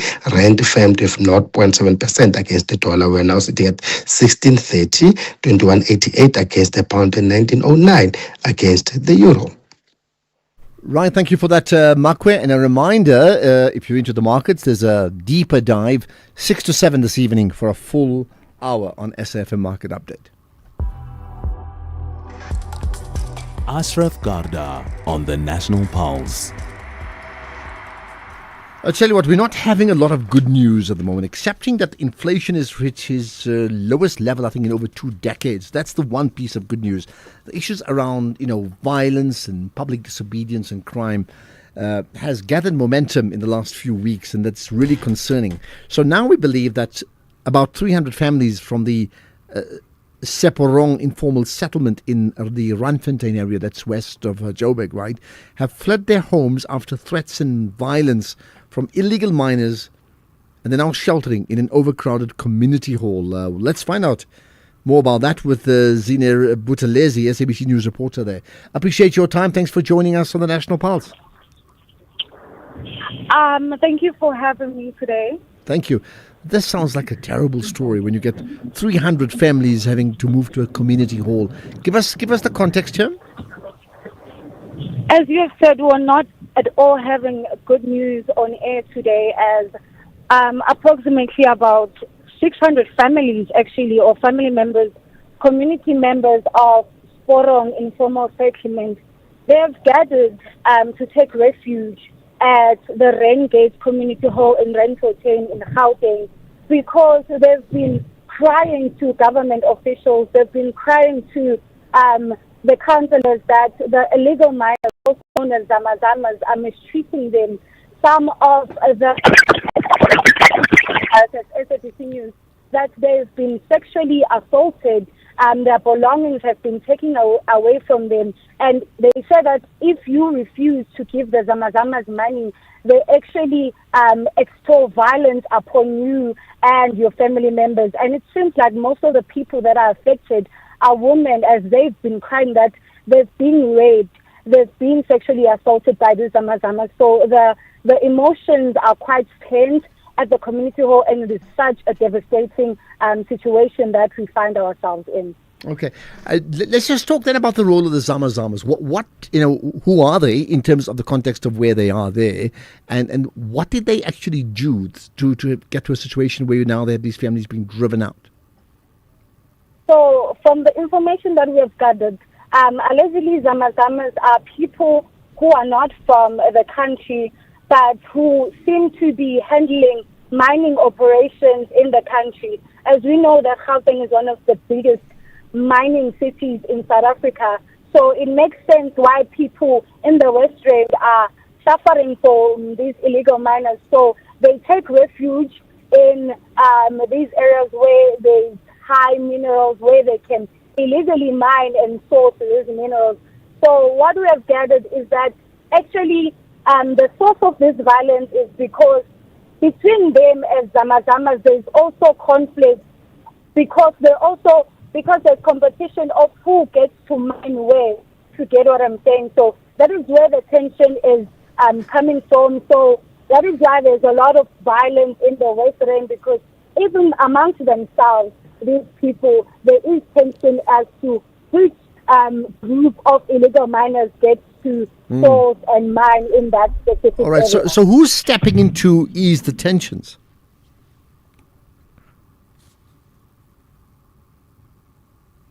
Yeah. Zina, you there? Maybe not. Okay, I think we just have lost the SABC correspondent on that issue. But maybe we've got the gist of that story of 300 of these families, informal settlement families, having to flee homes after Zama threats. You may want to just comment on that too. And if you are, you're up for it, call in live 086 000 2032 and then to WhatsApp 0614 104 107. All right, we do have our reporter back on. So I was saying to you, since there's tensions, what's being then done to allay these tensions from all sides? So we've just left the venue and we left the police. There's EFF members there. There's the executive mayor of the Western District. So what the mayor told us is that they're actually working around the clock to solve this situation. They've been talking to Premier Panyaza Lesufi, the mayor of Gauteng, on how they can get deployment from SANDF, which is the South African National Defence Force. They are deploying them to come to Sporong and actually conduct a conversation with the Zama so that people can go back to their settlements. And also they are saying they are working around the clock to get people who qualify for temporary housing to actually get temporary housing and not go back to Sporong, because at the moment it is quite unsafe for them to get there, to stay there. So that is what we've heard from officials, and they're saying they're taking this matter, they're taking it as a matter of urgency, and they're working around to ensure that people are safe and calm. Have you been able to get close to the families, and if so, what are those families saying, the ones that are being housed in the community hall? Yes, we have talked to quite a number of families. They're saying this situation they find themselves under is inhumane, as they are living with people who have chronic illnesses there. So people require medication, they require food. They also say that the community hall is quite overcrowded and there's no privacy because there's males and females living in one space. So you can understand that that situation is very not private, and they've spoken about hygiene issues, they've spoken about food, they've spoken about water. So it is quite a devastating issue. And we had an elderly mother who was actually in tears saying that this is unfair because they qualify as South African citizens to live a healthy life and they qualify for housing. So why are they being taken out of their homes and being treated so unfairly? Okay, that's where we can leave it. Appreciate your time. Zine Butelezi, SABC News reporter, covering the story of the 300 families from the Seporong informal settlement in Randfontein. They're out at community halls, having had to flee their homes after threats and violence from illegal miners, Zamazamas. So the story goes. Thanks for listening in to the National Pulse. Ashraf Garda on SAFM. Right, we'll hopefully cross back to the ad hoc committee just now, but there's lots of people wanting to comment on some of the many issues that are driving the National Pulse today. Here's one. Ashraf, that McBride is giving or is answering what they're asking him. They ask him, they want him to answer in the way they want. No, that guy, as far as I've observed, is doing exactly what he knows. And what he knows, according to myself, that is the truth. That is that he's not beating about the bush. That guy is the one who's telling the truth part of the matter. Stephen Deben. Okay, that's your call on that, telling the truth. Good afternoon, Ashraf. Bongani Mkwanazi from Chatsworth. I think it's about time we talk about this thing of Eddington Primary School. Some of the parents, they've got kids in that school. They confirm that the numbers that are given to the public, 500 for foreign nationals, is not correct. So I think somebody from that school, maybe the principal or the SGP, must come up and bring the documents and tell us how many exactly the kids from other countries. How many legally, how many are illegally? Because we have a lot of kids who are South African who are waiting to be registered in that school. All right, well, that point is noted. Good afternoon, Ashraf. About that voice note which was complaining about that McBride is not being treated fairly. The chairman simply told him that he mustn't be arrogant. He must leave his attitude at home and come as a witness, not to come and being arrogant to the committee. It was just simple. I don't know what that guy was referring to when he was saying he was being treated. He was not being treated fairly. Anonymous. Okay, thank you for that, right? It's interesting how many just different perspectives people pick up just from listening in, right? We just want to know, this guy, what's his name, Paul O'Sullivan, how did he get it into what do you call it, IPs? Who is this guy? Where is he from? Because they try to ask him about who is this guy, what is he doing in IPD? Why he's coming from nowhere, nobody knows where he's coming from. But he's running away to answer those questions. And we still want to know, who is this Paul O'Sullivan? Well, it's not like he's not been around. He's been around and he is highly, highly connected. As I think was said by Paul McBride yesterday, said one thing about him, he has information. He knows a lot. Good afternoon, Mr. Ashraf Mbongo Sundi Samboisa here. To this guy who says that Mr. McBride should be the president of South Africa. He knows everything. He does not know Mr. McBride. That one is a mafia. He's a mafia, I'm telling you. I said yesterday that you will never get any information from Mr. McBride. It's a hard nut to crack, that one. Okay, got that. Don't have to add to that at all. Good afternoon, Mr. Ashraf. Emmanuel Mtolo in Durban. In South Africa, I think security clusters, security agencies need reform. Because it's unbelievable that someone can be killed inside the court or in the court premises, just like that. You see, in South Africa, really is unsafe. It's unsafe. The recent incident of shooting in the court really leaves us shocked. Thank you. Well, listen, I agree with you, but it's not just, as you say, the security cluster needing reform. As we've seen from these ad hoc committees, there's so much that needs to be looked at, right? Good afternoon, Dr. Ashraf. Let me just remind my fellow listeners, those who are saying we need police to guard the courts. If you go to police stations, go to Reeds in Free State, go to East London police station, SWAT Corps in PE, Leandra police station, at night, they lock themselves inside the police station. They lock the gates.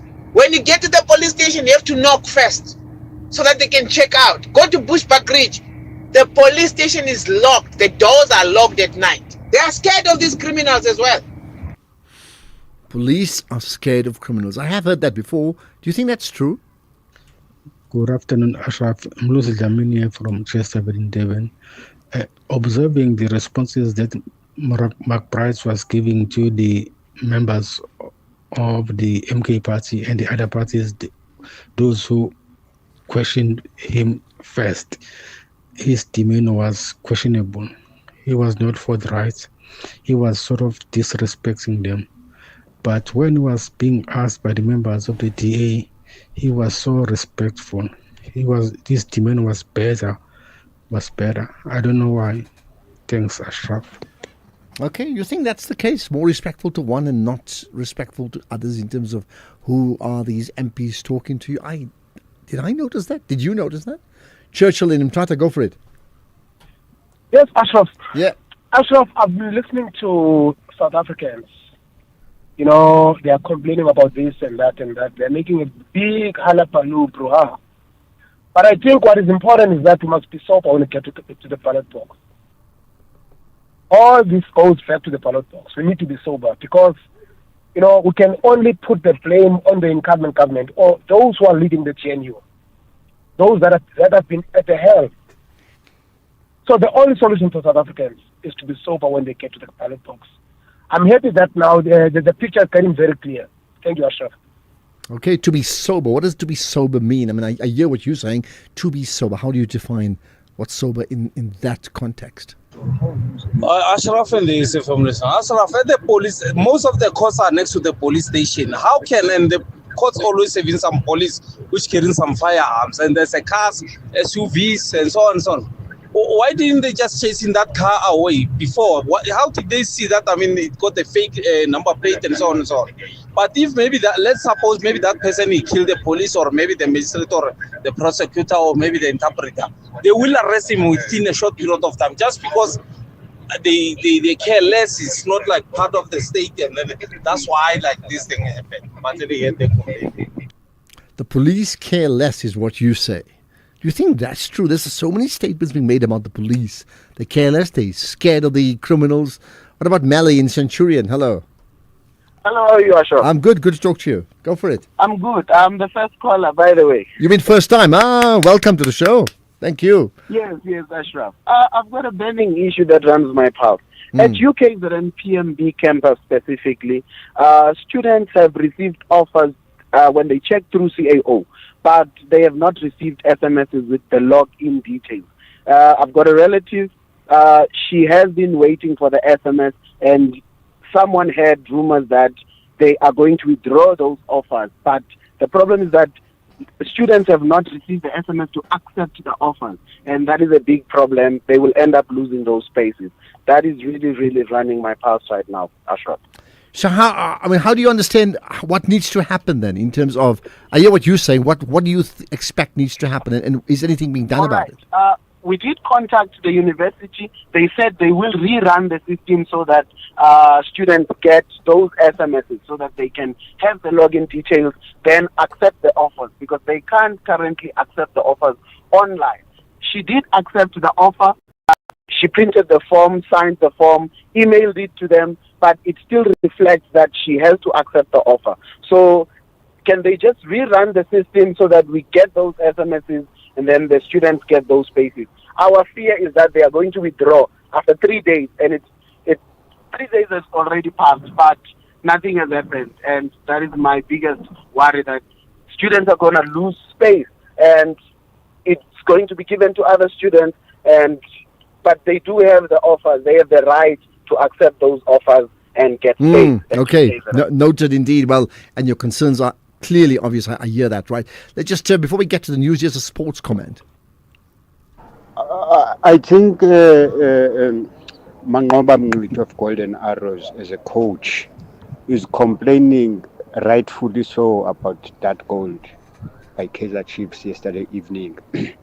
I've got nothing against Kaizer Chiefs. I'm a Pirates, but Chiefs is also my second home. Pirates being my main team, first home. It's unpalatable what the referees are doing. Mangoba Mngwiti one day will lose his job, but these referees are going scotch-free. It's wrong. Something needs to be done. Arrows can be relegated because of that 3 points. Something needs to be done. I thank you. Okay, I think the issues of refereeing is like the scourge. Thank you for that. The scourge of football, isn't it? And I'm sure that others will comment. We'll get maybe Tumi to talk about it just now. But here's the one thing that's come through. Have you known anybody who supports a team like Pirates and then Chiefs is their second home? No. I don't know anybody. Do you know? Let's get the news. It's 5 o'clock. Here's Greg House.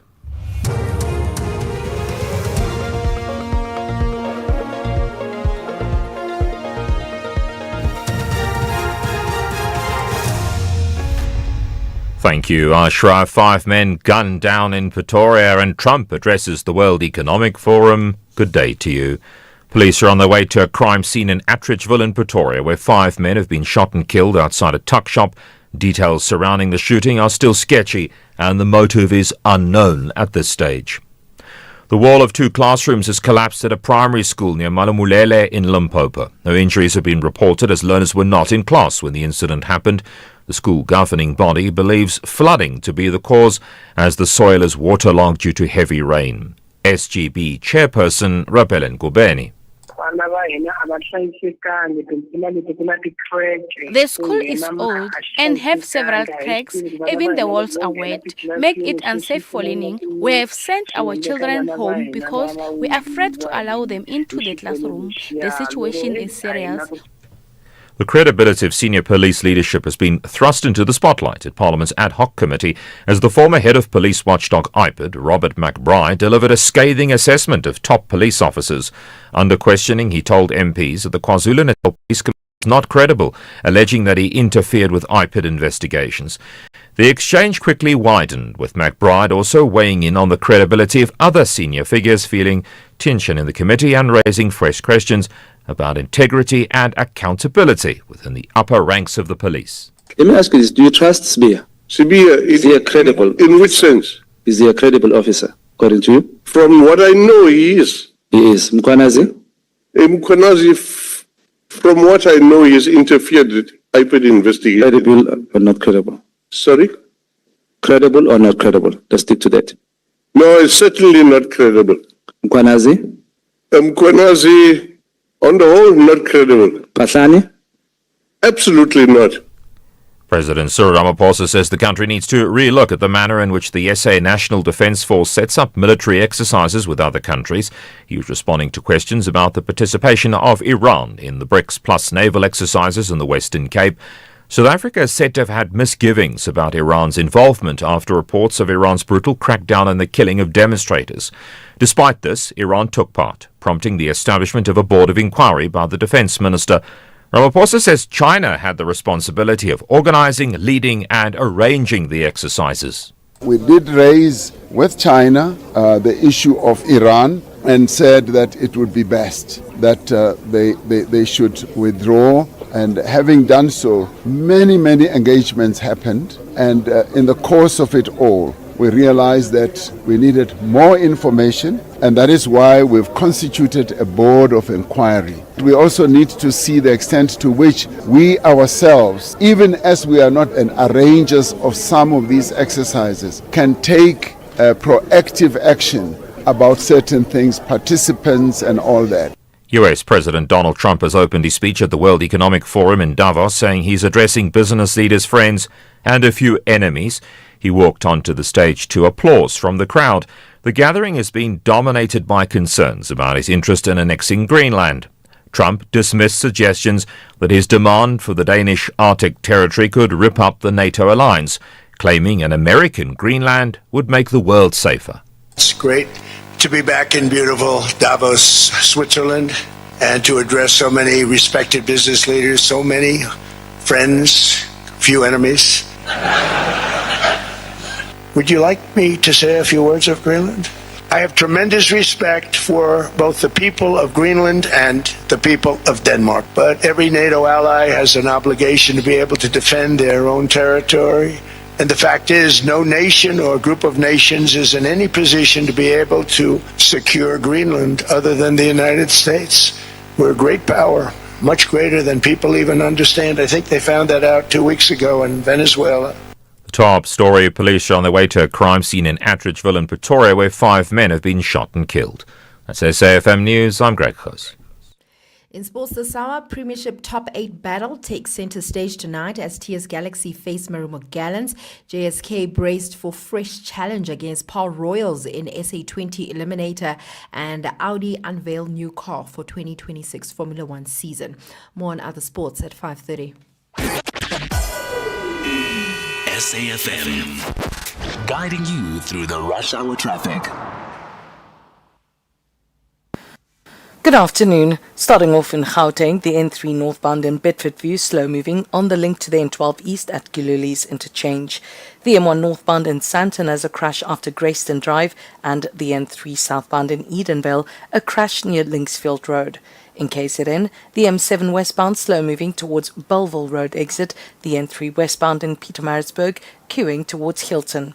In Cape Town, the N7 northbound in Dunoon, queuing towards Malibongwe Drive, the M7 checks Hartwell Drive southbound in Mitchell's Plain, queuing towards the R300 highway, and on Broadlands Road in Strand, a large industrial fire at a foam factory reported, so watch for smoke and visibility issues in that area. With your traffic update, I'm Irma G. Stay safe on the roads. SAFM is with you. The pain of losing a loved one is never easy. At Clientele, we understand that burying loved ones with dignity truly matters. Our funeral plans pay out cash within just 24 hours, and you receive 200 Rand airtime when you claim. Plus, we cover up to 13 people on one plan. SMS SAFM to 48031. That's 48031. Clientele Life is an authorized FSP and licensed life insurer. T's and C's online. Standard rates apply. What if your child could achieve better academic results in 2026? At Teneo School, they can. Our smart school system tracks every learner in real time and helps teachers spot gaps early. The results? With over 3,500 successful Teneo School matriculants, learners improve their average marks by 12% in the first year. Access affordable private schooling, no restrictive entry, fees starting from 3,000 Rand per month. Enroll now for 2026 at teneoschool.co.za. That's TENEO school.co.za. The National Pulse with Ashraf Garda on SAFM. You're listening to the National Pulse, weekdays 3 to 6 p.m. So Donald Trump has been talking at the World Economic Forum in Davos, and many others have been talking as well. And if we get a chance, we'll reflect on that. You certainly can do so too by calling in, not quite live now, but the best way is WhatsApp comments 061 104 107 or tweet hashtag the National Pulse when you tag SAFM radio, right? But, and let me tell you, we're chatting later on. Well, when I say later, not long from now, around 20 past, we'll chat to the Minister of Basic Education. No, small business. Did I say basic education? Maybe small business is a basic education, don't you think? We'll chat to the Minister of Small Business, and that's Minister Stella Ndabeni Abrams. We'll chat to her later on because she's at Davos right now, in fact. So we're going to talk to her and get a perspective of what for her are the big takeouts, right? But for now, let's get back to Parliament's Some resistance to imperialism at one stage or another, wherever it's been. So that is why we are a special lot of people. That is why we settled to work together. That's the deal. The deal is a constitutional order. We have brave people across the country who have stood up to oppression or encroachment. Okay. To finalize, I come from all of them. Thank you so much. The next speaker is Honorable Vessels. It's now 10 minutes past 17 hours. Your time will expire at 30 minutes after 17 hours. Your 20 minutes start now. Thank you very much, Chairperson, and good afternoon to Mr. McBride. Chairperson, I think most of the pertinent issues have already been scrutinized at length during these 2 days, but I do need clarity on a few issues, but just a few. I don't even think I'm going to use up all my time. Firstly, if we can go back to Paul O'Sullivan. I do understand that you say that you utilized him, maybe still utilizes him, for intelligence.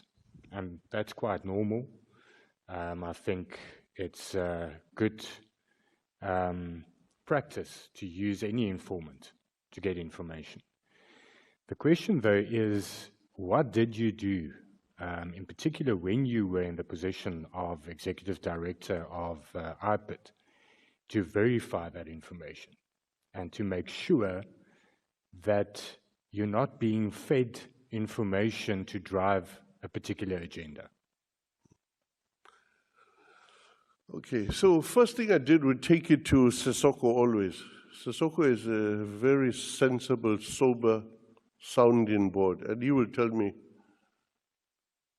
if this thing can fly or not, is it real or not, what additional stuff we need. And we'll do that. We'll say send documents, look at the document. Does the affidavit make sense? Does it take us, and there are many instances when that happened, where it didn't take us from A as information to either intelligence or evidence. It didn't. So there were occasions like that. So we do it. So I could not have achieved the impact in IPID without the team around me. From our corporate services, our CFO, our different provincial heads, our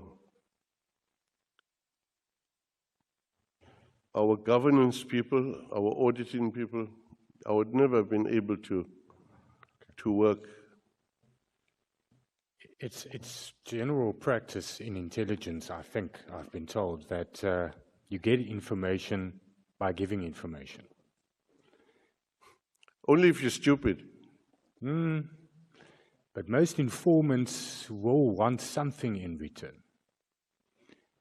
Did you ever give any information? We know, and it's been asked, what does Paul O'Sullivan do for money? You said property and so forth, but obviously he is an investigator. He makes money through investigations. And one thing that he does not have is the access to police sources to get certain information, run a number plate, those type of things. Did you ever, in return for his valuable information, give him information? No, with Paul O'Sullivan, his juice, what gets him going, is going after corrupt criminals. That's his juice. That's what he sees. You don't have to give him anything. Now, funny enough, that's my juice too. I go after the corrupt. That's my juice. And apartheid system was a lot for a little bit of people to the detriment of a lot of nothing to the other people. Similarly, corruption is about small amount of people benefiting at the expense of the majority of people. Meaning you don't get service if you get pilfering. So corruption is the biggest threat to us at the moment. You made an important point earlier when you said that with the racketeering charge against O'Sullivan, it failed because he didn't get gratification at the end. So are you convinced that his gratification is to fight corruption? There's nothing else? Or perhaps in his own self-importance. Okay. That makes sense. When we talk about corruption, you also mentioned that there's a commitment to be corrupt by many officers and officials in government, but in SAPS in particular. There's also a theory, and I want to get your opinion on that many of the people that expose corruption are corrupt themselves. They are standing behind the door, but they expose the one person because they actually want to get their hands on the purse. Can that be true? Can everybody be corrupt? You mean they want the chance to eat? Yes. Well, people say that now and again. It's our chance to eat. They say like that. The issue is if you're dodgy from the time you're born, you won't change. It's just as simple as that. If you don't believe in corruption, if you have an inbred, innate ethics fiber or integrity fiber, and no amount of money will make you bow to corruption. Corruption not sustainable for us, for our children, or the country. Just one last question on O'Sullivan. Obviously, Nkabinde said, and that was the contestation, that you divulged information. You said you did not. But you also earlier said, in the very beginning this morning, that IPID lacks certain resources. And you mentioned specifically a forensic arm or function. And then you also, at a stage, explained that that is what O'Sullivan specializes in. He is a forensic analyst. So did you ever utilize his forensic capabilities? Honorable Member, if you remember, my testimony was that he precipitates an investigation. So what he gives to an investigation is not sufficient to translate his information and basic analysis into evidential material. That requires a further step of forensic information and involvement of the prosecuting authorities, because you will need to get the necessary documents to authorize you to look for the trail. You need to have, so the information you require, you need legal permission to be able to do it. So you're not going to get it by stealth. It's not admissible in court. It must have a legal origin and must be properly done, and there are prescripts to that effect. That was a bit of a loose end. So I wanted to just get you to say that clearly, and I think that's clarified then. Then to Nkabinde, there's one issue that I don't understand quite clearly. You yesterday, and I think again today, said that the disciplinary process was stopped because he resigned.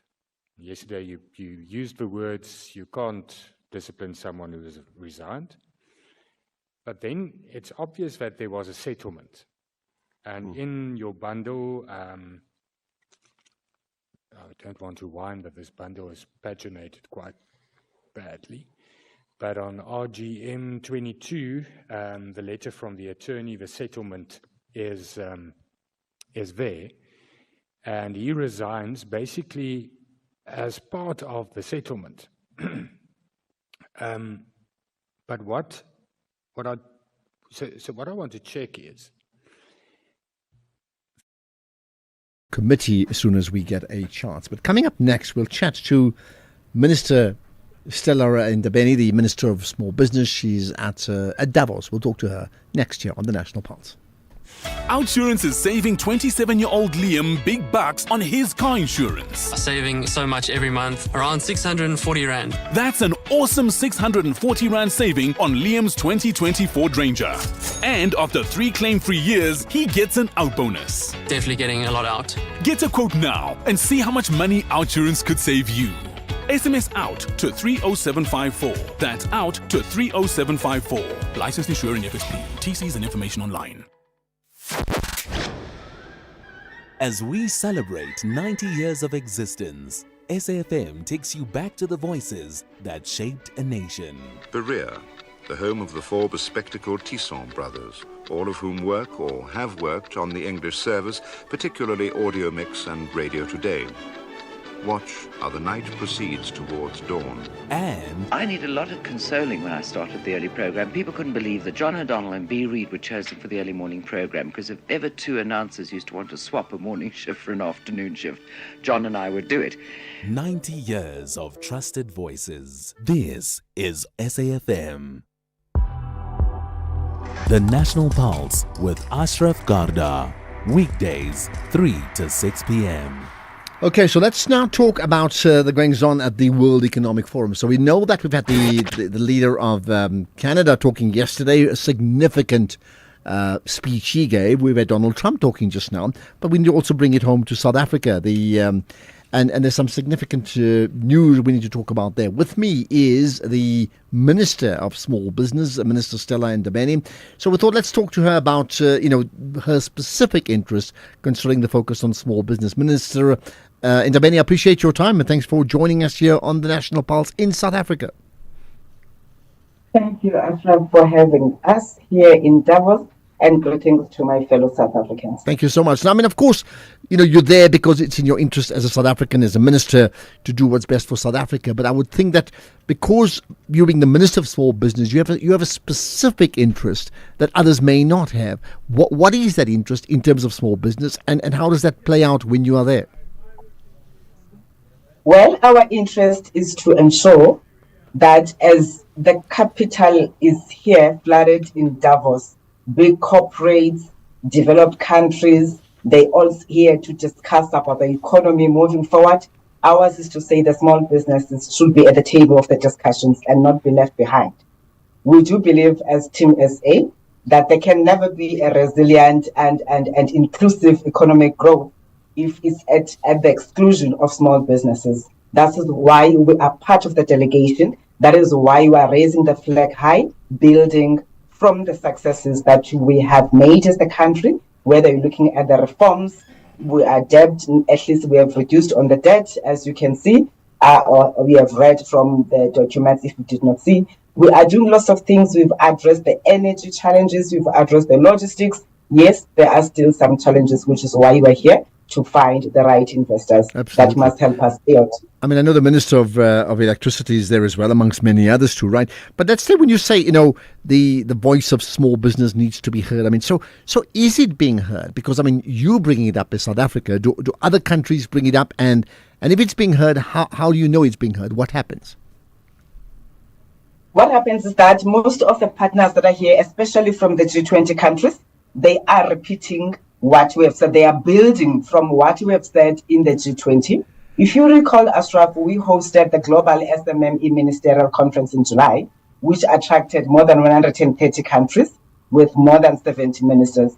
Now, from that, we had the Startup Conference, which also made recommendations that found expression in the Leaders Summit, resolving that there's certain things that we must lead on as the G20 countries, whether we're talking about the regulatory reforms that are required in order to enable cross-border trade. And these are the things that we said here in Davos. We continue to canvass amongst other countries that are here, and investors are all making reference to the outcomes of the G20 conference. So we are bringing that to say, let there be continuity from what we have started, and let us make sure that it succeeds. And we had Washington, we had UK, which will take over Washington, and those that participated in the forums that were involved in, they also keen to support the outcomes that have been supporting small businesses. From okay, and again, with a specific reference to small business, how then do you measure, year on year that has been a successful small business pitch at Davos? Well, we measure through the partnerships that we signed, because we are moving away from conversations to practical interventions or to projects. That is why we'll be announcing the partnerships that we are bringing into South Africa once we finalize, because now we are looking at certain things. We've met various stakeholders that are taking interest in terms of venture capital investment, in terms of skilling and technology transfer, and all of those are meant to ensure that we not only come and discuss, but those must find expression in the practical ways of enabling small businesses as we look into the entire ecosystem. So the first things that we'll be giving account of how many partnerships have we signed, at what value, and what are the expectations in terms of those agreements that we are going to sign. And I mean, historically, I mean, going back, I mean, you've been the small business minister for quite a few years. Has that worked over the last few years? Because, I mean, one may say, I've got a small business.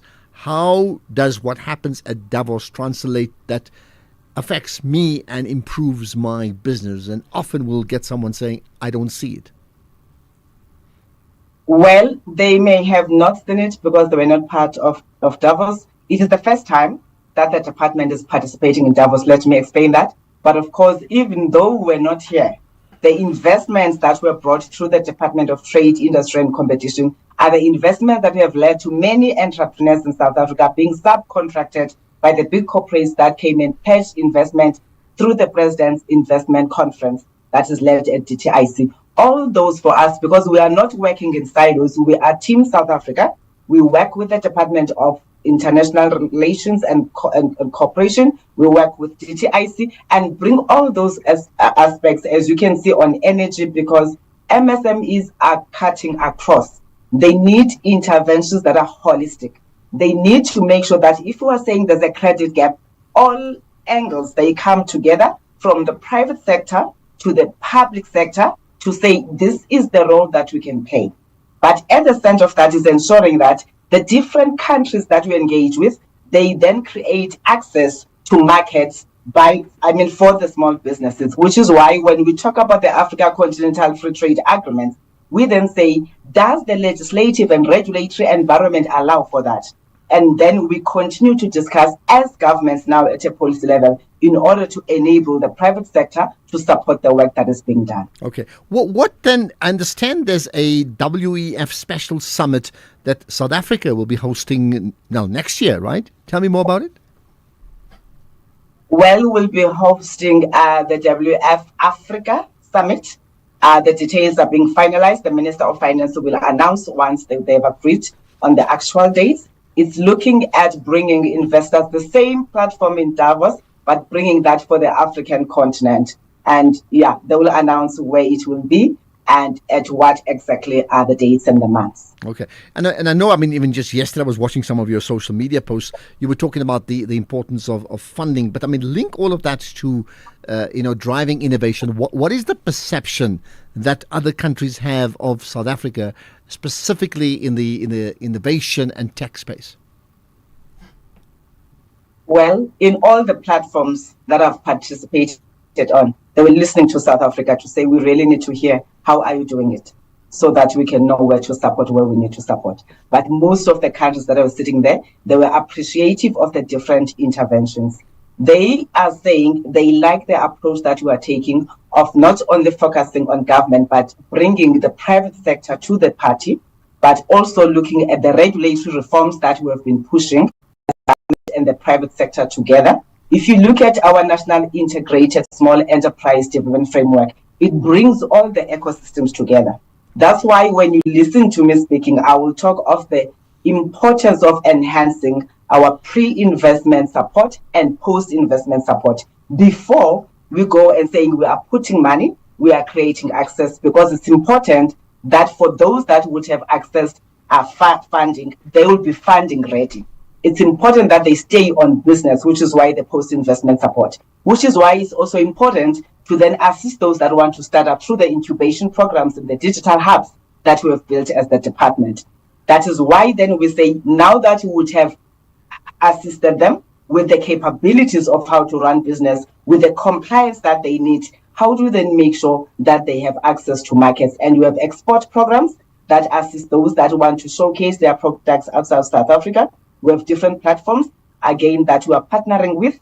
SheTrades for the women is one of those. We're working with the EU for some of their platforms. So many countries in China, we are looking at the interventions both in the digital space, in the green technology space, and of course, in the food production space, which is why one of the companies that we'll be meeting with is the Global Swiss Learning Academy that provides training to young people who want to be in the hospital industry that gets accredited worldwide. Okay. These interventions are important because they not only provide support, but they also enable access to markets. All right. And lastly, with a very short answer, what for you in the small business space do you believe is South Africa's USP? What gives us an edge?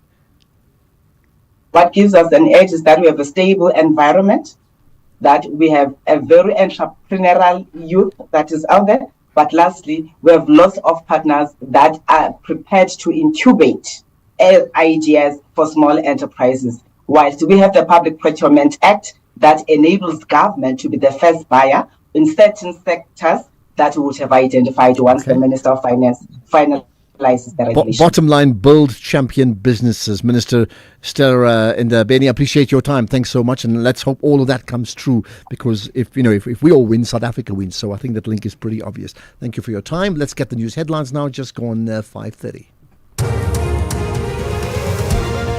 Quick look at those headlines. Police say 3 of the 5 men shot and killed outside a tuck shop in Attridgeville in Pretoria are foreign nationals. Kasatu's welcomed a gazette on pensions signed by the Employment and Labour Minister, and Israeli authorities have postponed the demolition of a football pitch in the occupied West Bank. We'll tell you why and other news at the top of the hour. SAFM, guiding you through the rush hour traffic.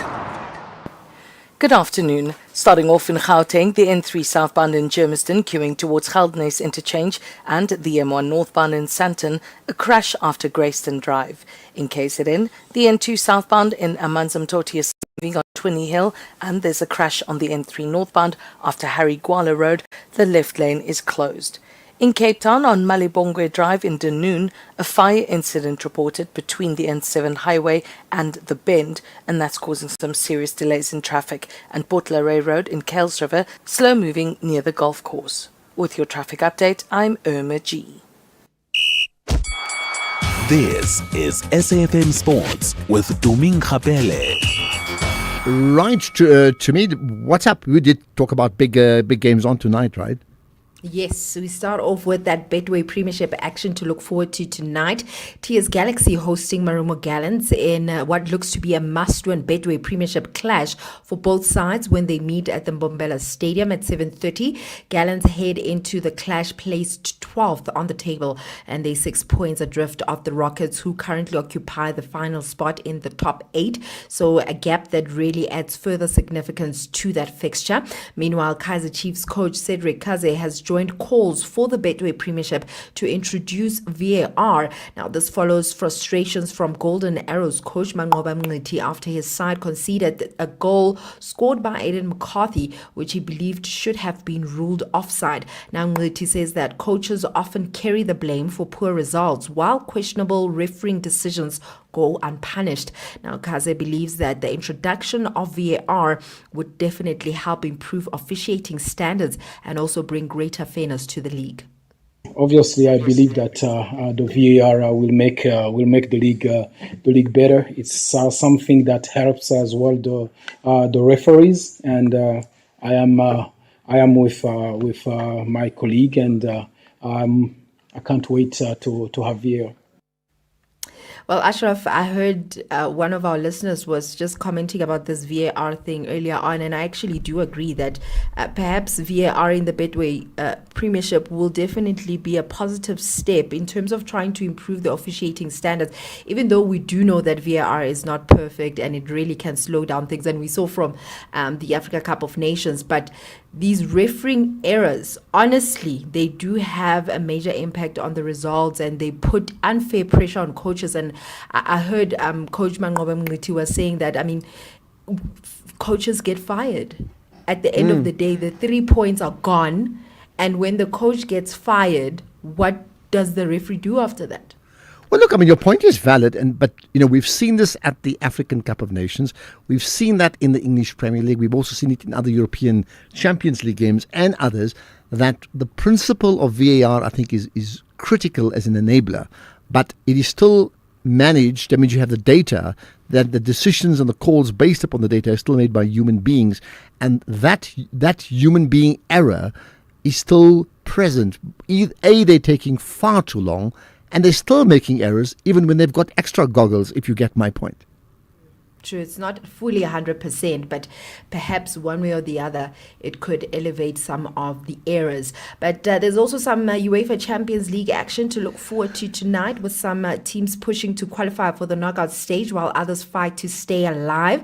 Chelsea will be at home to Pavos, looking to maintain their strong European record at Stamford Bridge. The Blues are unbeaten in their last 17 Champions League group matches at home and have scored in 21 straight European games. It's the first time ever these two sides meet. Newcastle United host PSV Eindhoven, aiming to build on their impressive home form against Dutch teams. The Magpies have won 7 of their last 9 matches against oppositions from the Netherlands, with Anthony Gordon enjoying a strong Champions League campaign. In France, Liverpool face Marseille in a tough away fixture. Liverpool have won 16 of their last 19 Champions League group matches, but Marseille will be confident after recently ending a long winless run against English teams. Elsewhere, Galatasaray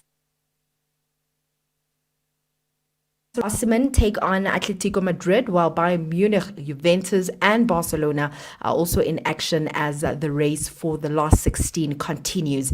In terms of cricket, Joburg Super Kings batter James Vince says that his side is expecting a tough and very different challenge when they face Paul Royals. This is in the SA20 eliminator tomorrow.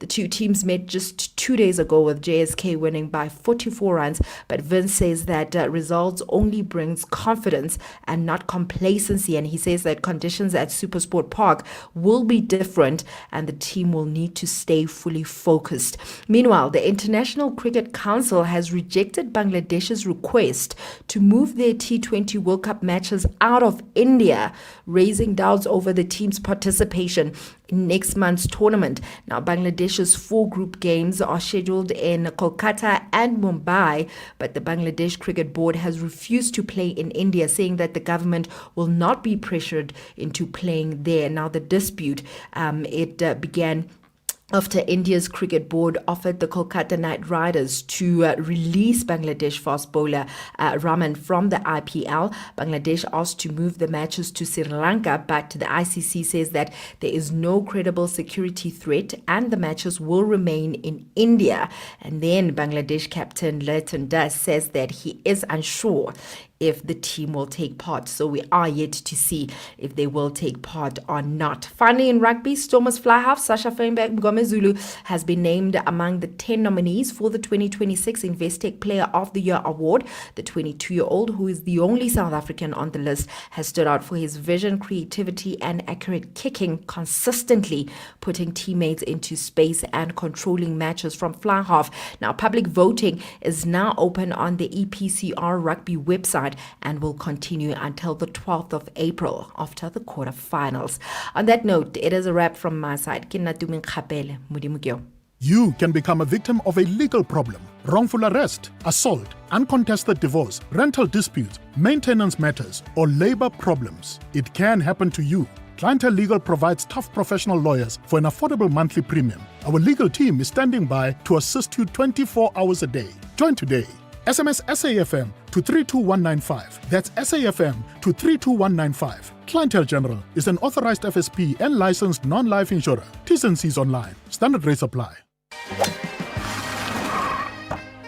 Sorry I'm late, Sevi. Had to fetch my lucky putter. No worries. Let's go. We're teeing off in an hour. Great. We're taking your car. Can't. It's already taken. What do you mean taken? It was right here when I left a few minutes ago. I sold it to WeBuy Cars and made a whole lot of green.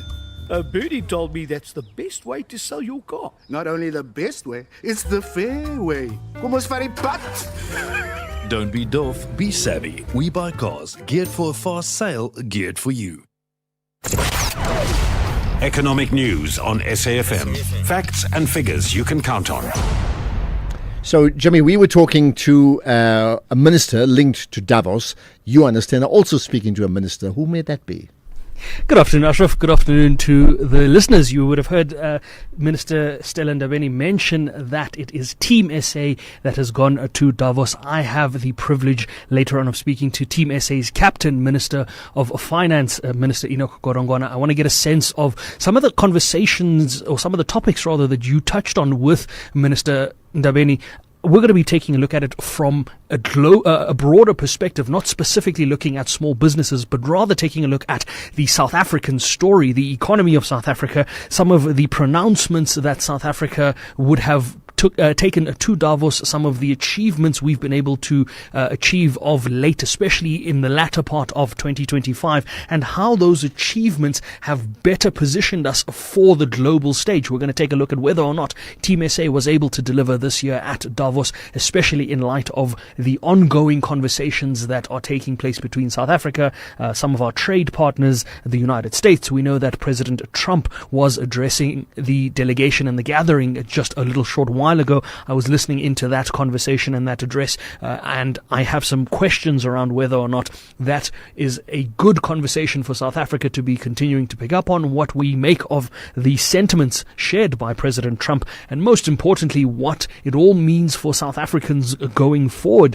We often have these conversations and we come back from these gatherings and we then wonder where to from here. We know that South Africa has really been on quite the trajectory from the latter part of last year, and I want to see if the minister believes that momentum is going to continue, particularly because the minister will be delivering the budget speech in, I think it is, if I'm not mistaken, a little less than a month from now. The 18th of February is when we have the budget speech scheduled for this year. So we're going to speak to the Minister of Finance around that and get his thoughts around how the trip to Davos has gone for Team South Africa and what it means for the South African economy going forward. We're also going to have a conversation with the Johannesburg Stock Exchange Director of Issuer Regulation around the simplification of listing requirements. The JSE has made it easier to list in 2026. They've simplified a lot of their processes and procedures, but they haven't compromised on the integrity of the exchange. In doing so, we're going to get a sense of what all of that looks like. Then we have a conversation with the Chief Executive Officer at Hyundai Automotive South Africa, Stanley Anderson, in response to a conversation we picked up on last week. The Automobile Association of South Africa last week came out with concerns around particularly the Hyundai Grand i10 and its safety rating. We looked into that conversation last week. We are following up on the conversation with the company themselves. We're going to get their response. They've issued a public statement around what has been said and what has been in the public domain. So we're going to get their thoughts on what it all means for those individuals that have purchased the vehicle. I mean, between 2025 and 2024, over those 2 years, at least 30,000 vehicles were sold, at least 15,000 in each year there, according to some of the data that we have here. So lots of interest around that, but more importantly, lots of interest around the safety that it relates to there. We also have a conversation with the team at Allan Gray, taking a look at how to navigate these interesting investment times and how to make what could potentially be the unpopular decisions, but long-term decisions nevertheless. And then we're going to wrap up the show with an executive lounge conversation. We're going to speak to the founder and CEO of an asset management firm called Cartesian Capital, Ashraf Garda. She's been in the asset management space for several years and has carved out quite a name for herself, especially over the last week and a bit, having listed 2 new actively managed ETFs on the JSE, one as recently as yesterday. So we're going to get a sense of what she does when she's not busy running an asset management firm and what makes her day so unique. Before we get to those conversations, a big sense of market movements. The markets have definitely been reacting to what has been said in Davos. We know that going into the conversation ahead of President Trump's address, I had an eye on the dollar-rand exchange. $1 US was at around 16 Rand 30, maybe even 16 Rand 32. It's currently at 16 Rand 25. So strengthening there against the US dollar, strengthening against the British pound and the euro and the Australian dollar. We're back below 22 Rand, almost back below 19 Rand and at 11 Rand against the Australian dollar. So the Rand fighting back and making the most of the attention that is out in Switzerland. The gold price doing the same, except in the opposite direction, going up $4,840 a fine ounce. I did call that $5,000 mark, and we're getting ever so close to that. Silver price was above $94 a fine ounce. At some point, we're back at $93.32. Platinum has now clocked above $2,500 a fine ounce, and palladium is $3 away from $1,900 a fine ounce at the moment. The Brent crude price, $64.90 a barrel. The JSE JSE closed out 0.1% in the green. The top 40 almost 0.1%, 0.17% there. Resources 1.1% up. Industrials 0.8% up. It looks like it's an all-round better day on the markets front, with the exception of the price of a Bitcoin, which is now below $90,000 a coin. With that stronger rand still below 1.5 million, now almost at 1.45, at 1.462 million to be more precise. We're going to be back just after the 6 p.m. news as we dig into all of these conversations. For now, Ashraf, back to you. Right, perfect. Enjoy your show and that conversation with the Minister of Finance. I just wonder what you're going to ask you, but we'll tune in, then we'll find out. Right, this is the National Pulse.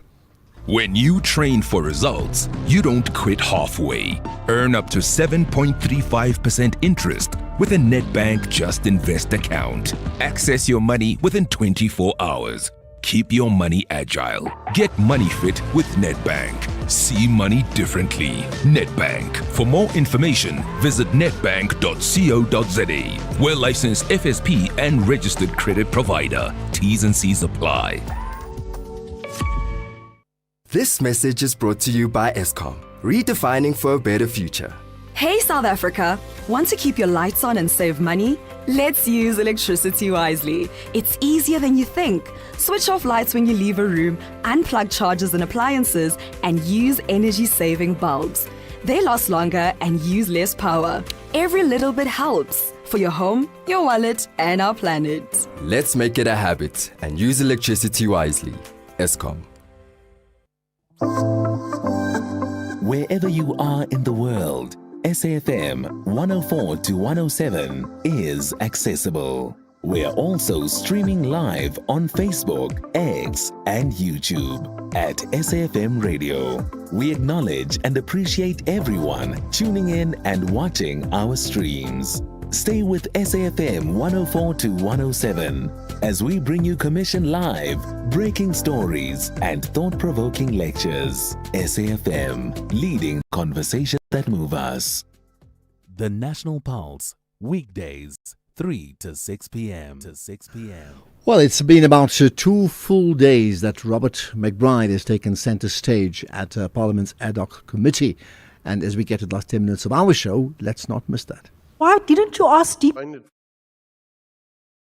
why didn't you ask DPCI? Why do you go to a private individual to get all your information from? Earlier on, you were hell-bent on telling us that they were providing you with information because SAPS did not have the forensic tools. And now you are saying that, no, actually we do have it. We can actually get it from DPCI.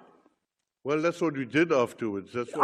But the fact remains you lied because you said SAPS does not have the tools in place for these. SAPS. You said we don't have the forensic expertise. IPID. But still, it falls within SAPS. So you go to a private individual, sir. I'd go wherever I have to go. You go wherever, even if it means breaking the law. Let's do like this so that the exchange must not be heated.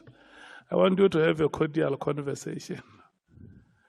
Can we go slow on it? I don't have time to go slow. I will give you that time where I interjected.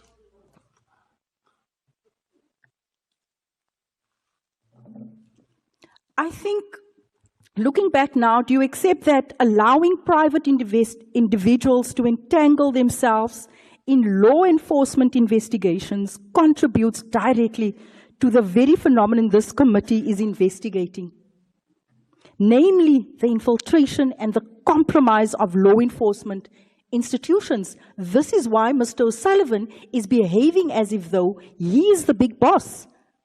I just missed a question here where you refer to Ms. Trent and you say on the 2nd of December, you say stuff like, yes, boss, understood. I thought you were the boss. Well, I call a lot of people inside this room boss when I greet them or meet them. Just anxious for a breakthrough to turn the tables, which came after you had a meeting at Mr. Paul O'Sullivan's home the night before. And you claim that you don't have a close relationship with these people. You're going for braais, you're meeting at Papa's in Sandton, all over. You're sitting by the swimming pool, having whiskey with them. You have a friendship with them. Is that still just a business? Which swimming pool is that? I don't have time to go through here. This is a very thick document, Chair, but it's in here. So, the source of the document is what? It doesn't matter. That's my source. You didn't disclose. You know. Yeah, you cannot disclose your source. I will not disclose my source. Okay. Fact of the matter is, the one thing in Kabinde van almal kom hierso en hulle vertel ons 'n bondel leuns, and we're not able to establish the authenticity of the information they put before us. Yeah. And we as MPs have to go the extra mile to make sure that we get credible information to verify what you have been put in here. The one thing Mr. Nkabinde was right about is the fact that you have rolled out the red carpet for Mr. Paul O'Sullivan and all these other cronies. Thank you, Chair. Yeah. Thank you so much, Honorable James. It's now 10 minutes before 6 o'clock. I'm going to give you a 10 minutes break. When we come back at 6, the next speaker who must be seated exactly 6 o'clock, 18 hours, is Honorable Sangon. Exactly 6 o'clock, she starts asking questions. May you please stand up and leave the chambers. You will come back shortly. To that, well, no, we're going to miss that when they come back at 6 o'clock. What it means, we have a chance to just talk to you. The issue of illegal mines or miners, in fact, came up as well, which we'll touch on in just a second. Yeah, Ashraf, good day. You see, that thing of the police to be at the court or at our court, it's not going to work. Because those people, they have inside job. They have inside job. They will know how many police officers are there at the court, and they will trace the witness from where they come from until to the court. So what they must have the surveillance camera that can capture for 500 meters, so that they can capture everything around the court. Thank you. Okay. I think that's what they want to do. The problem is all these things come at a cost. And imagine if those cameras then get damaged and stolen. It does happen, you know.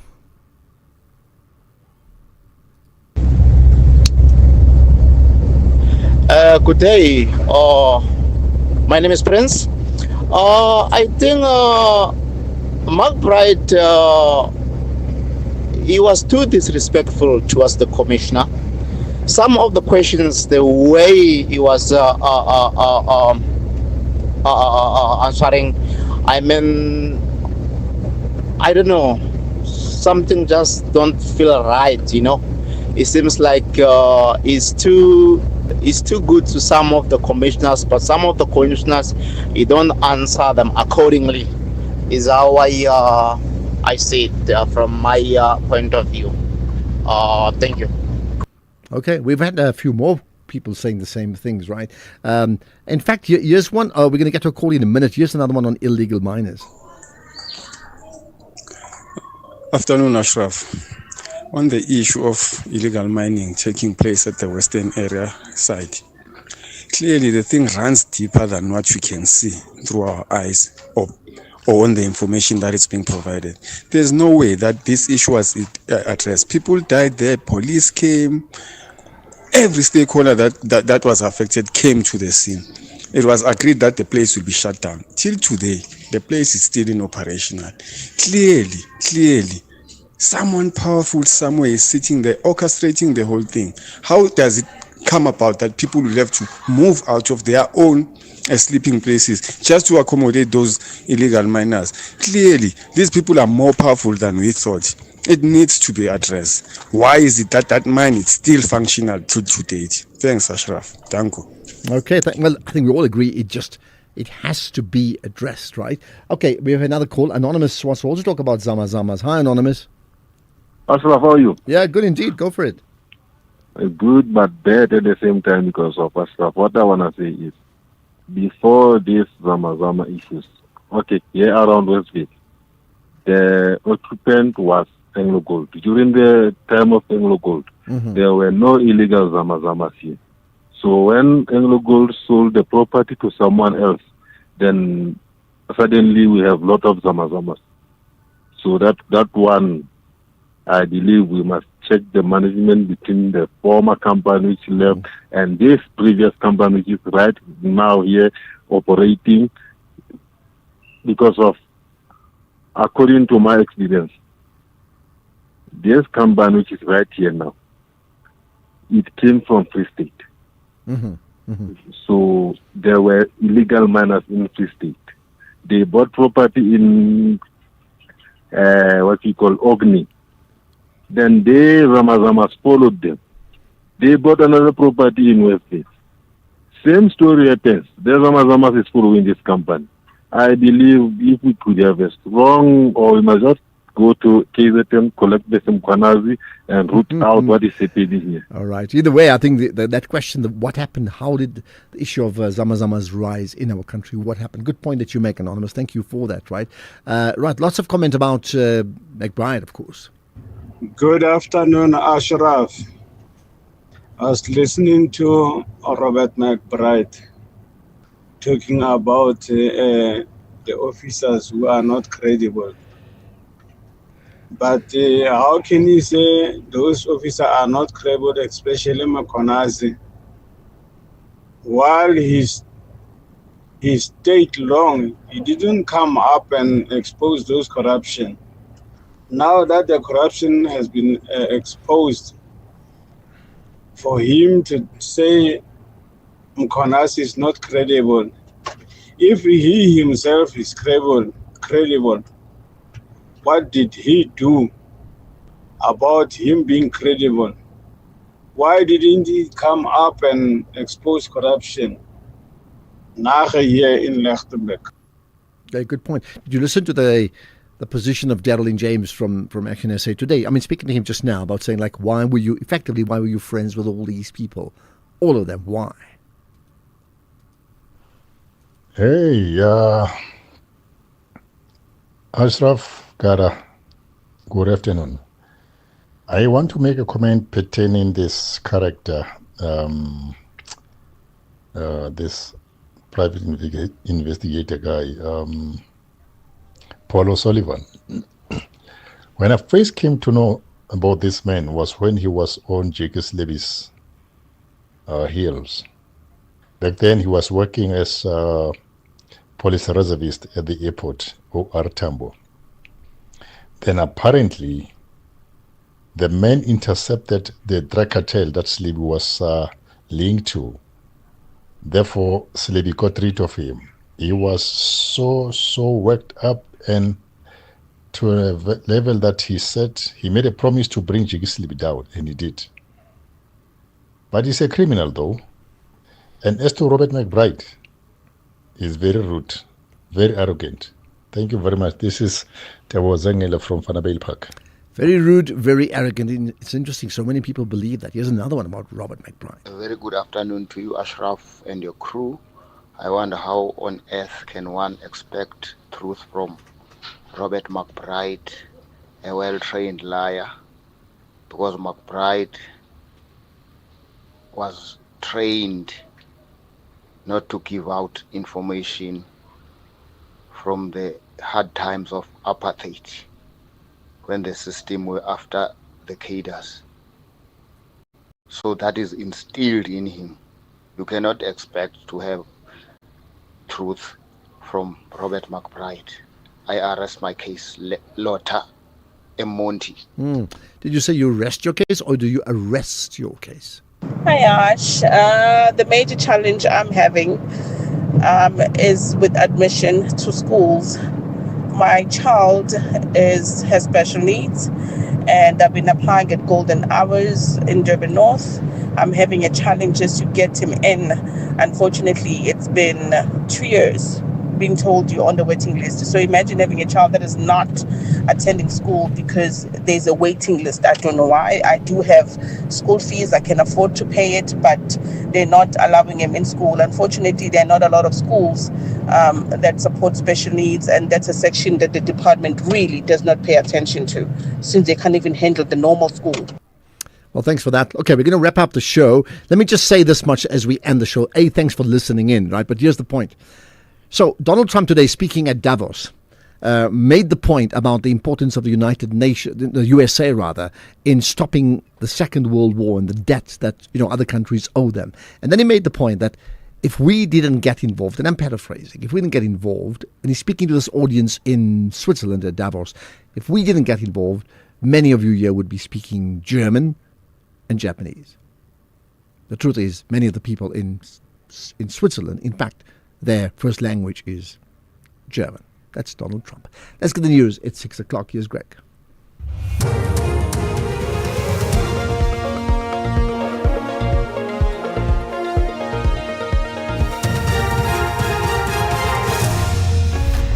Thank you again, Ashraf. Enjoy the rest of your evening. More details on fatal Pretoria shooting in a warning to scholar transport providers. Good evening to you.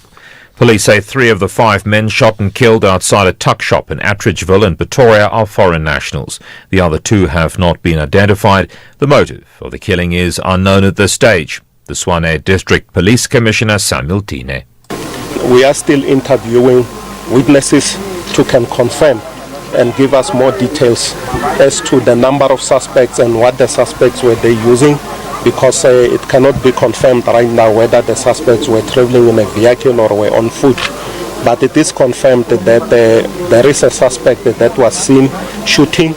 What we've gathered is that 4 of the victims were passing by the shop, and one of the victims was about to get outside the shop. 3 bodies have been confirmed and identified, and it is believed that they are foreign nationals.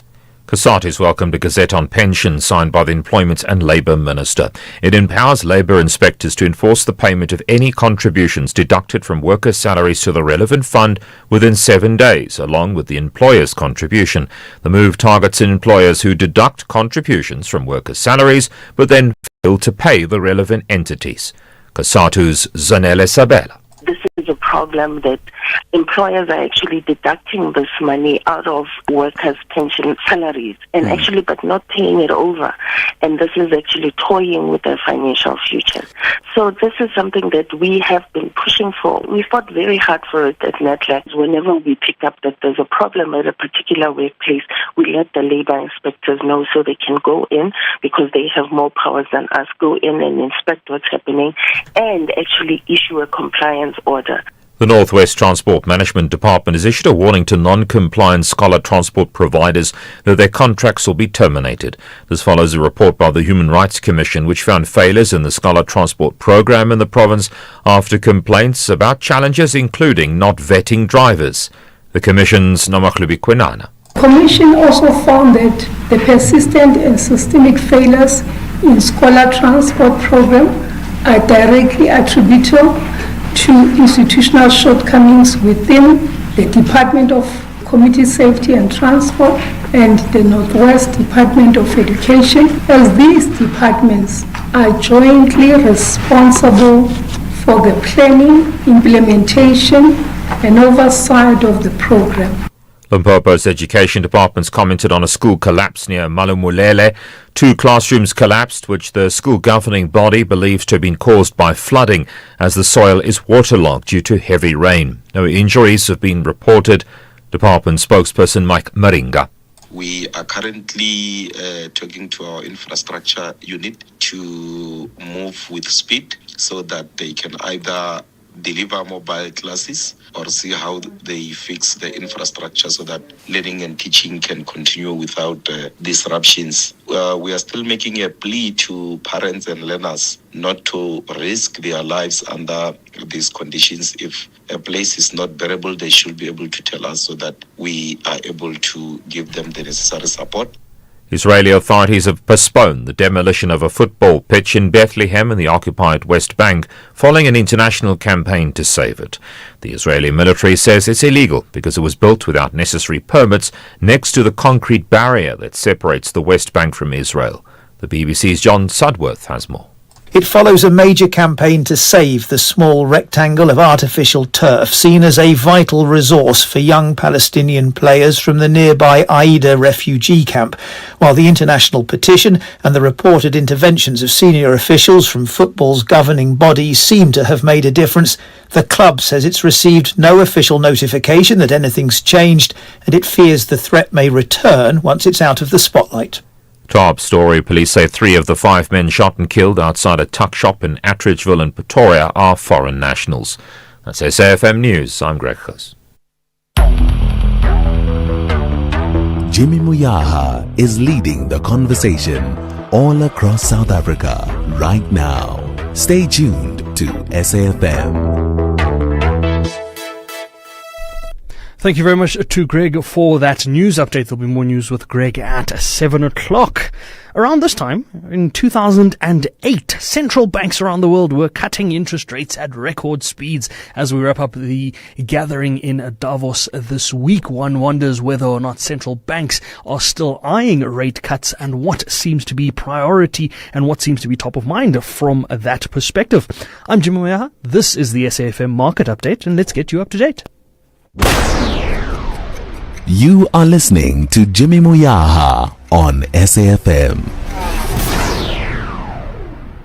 On the show today, we are going to be taking a look at the JSE's simplification program. They embarked on this initiative back in 2023. They received approval towards the latter part of last year. We're going to take a look at this and see what it means for new listings and existing listings going into 2026. We also have a conversation with the Chief Executive Officer at Hyundai Automotive South Africa, Stanley Anderson, to address some of the concerns that have been raised of late around one of their vehicles, particularly as it pertains to safety. We covered this conversation last week following the calls of concern from the Automotive Association of South Africa. We're going to speak to the team at Hyundai South Africa and get a sense of their response to this and what is being done. We also have a conversation with the Minister of Finance, who is currently in Davos, leading Team SA in our efforts to attract more and more investment from the international markets. That conversation could potentially disrupt our show, as the minister is currently in a sitting with President Trump and other delegates there. So we will see what happens from a time perspective in that respect. Then we have a conversation with Alan Gray's Jiten Pillay, taking a look at how to potentially tilt away from the crowd when looking for long-term investments and making investment decisions. And then we're going to wrap up the show with an executive lounge conversation. We're going to speak to the founder and CEO at Cartesian Capital, Ashraf Garda. She joins us to get a sense of what she does beyond her day-to-day. SAFM Market Update with Jimmy Muyaha on SAFM. As we always do, we kick off the show with a sense of market movements throughout the day. I'm joined on the line by Sasfin Wealth David Shapiro to take a look at market movements and see if we can make sense of them. Uncle David, lovely having you on the show as always. 1623. We started at 1632 before President Trump took to the stage in Davos. We're now at 1623, 1624, depending on what platforms people are looking at. The rand just fighting back, not just against the US dollar, but against all the major currencies as well. It's killing us. You've got no idea what this is doing to us. This is a good thing, Uncle David. The rand is getting stronger. I'm not moaning. I'm not at all. I mean, from my point of view, it's the best thing that could happen, mainly because I've got so many offshore, kids offshore and expenses. But when you actually translate it, because I'm looking at some of the shares that, our shares that trade in the UK, which are up, but when we translate it at this kind of level, it does cause a little bit of damage. It's 21.80 against the pound, so there's been also gains along that. And both yesterday and today, I think it's causing our market to kind of come down a bit. But overall, we can't complain. I mean, with the gold price and platinum price and all of that happening, it's really been very good times. And Jimmy, for the first time, we started to see other miners going up, Anglos, BHP, Glencore, all of those companies, the diversified miners now beginning to respond to the underlying, the base metals rather than precious metals. And it's something I've been waiting for a long time to happen. So I'm very pleased that there's energy there. But I must tell you, I sat through Trump's speech, and it wasn't easy, but I do know that he's Roy of the Rovers, he's Spider-Man, he's Superman, Batman, all put together. I don't think they have a chance against him, no matter what superpowers they have. He just obliterates a lot.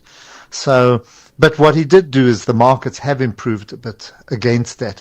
And this is what I'm getting at. The equity markets have improved, mainly because they're not going to be tariffs, or he didn't mention any tariffs, and also, no excessive force in Greenland. He made a case for why he wants it. But I think the other side, the rand and maybe the currencies and the bond markets are being influenced by what's happening in Japan. I still think that hasn't quite cleared, the issue there. So I think it's that side of the market. I can explain it if you want to in very brief terms, but rates going up there mainly because they're cutting back, or they considering removing taxes on foods, which these taxes are very essential for the Japanese economy, and that's caused their bond market to go up. And a lot of people went short of the Japanese bonds to raise cash, which they put into other markets because rates in Japan were always very low. So that carry trade, as we call it, is being threatened, and that's disrupted bond markets, around the world, and of course with that the currency markets. Uncle David, that Japanese conversation, seemingly almost a different era that Japan is stepping into. We see that they're changing their viewpoint on certain monetary policies. They're being a bit more relaxed on how it is that they're approaching the monetary policy conversation. This is probably the first kind of major pivot and shift that we've seen out of Japan in the last couple of years. Decades, possibly in decades. And that lines up with what's happening in other areas around the world. I mean, South Africa, we made our own significant change from an inflation targeting perspective. Take me through how some of these dynamics are starting to shape perhaps how central banks and even policymakers are looking at economic conditions. We somehow have managed to come out of a pandemic and not go into a global recession, and this has forced different decisions. It's very, it's such an interesting point. And no one quite understands how we are where we are, because I think there were a lot of fears. I think where it's affecting and where it affected Japan is that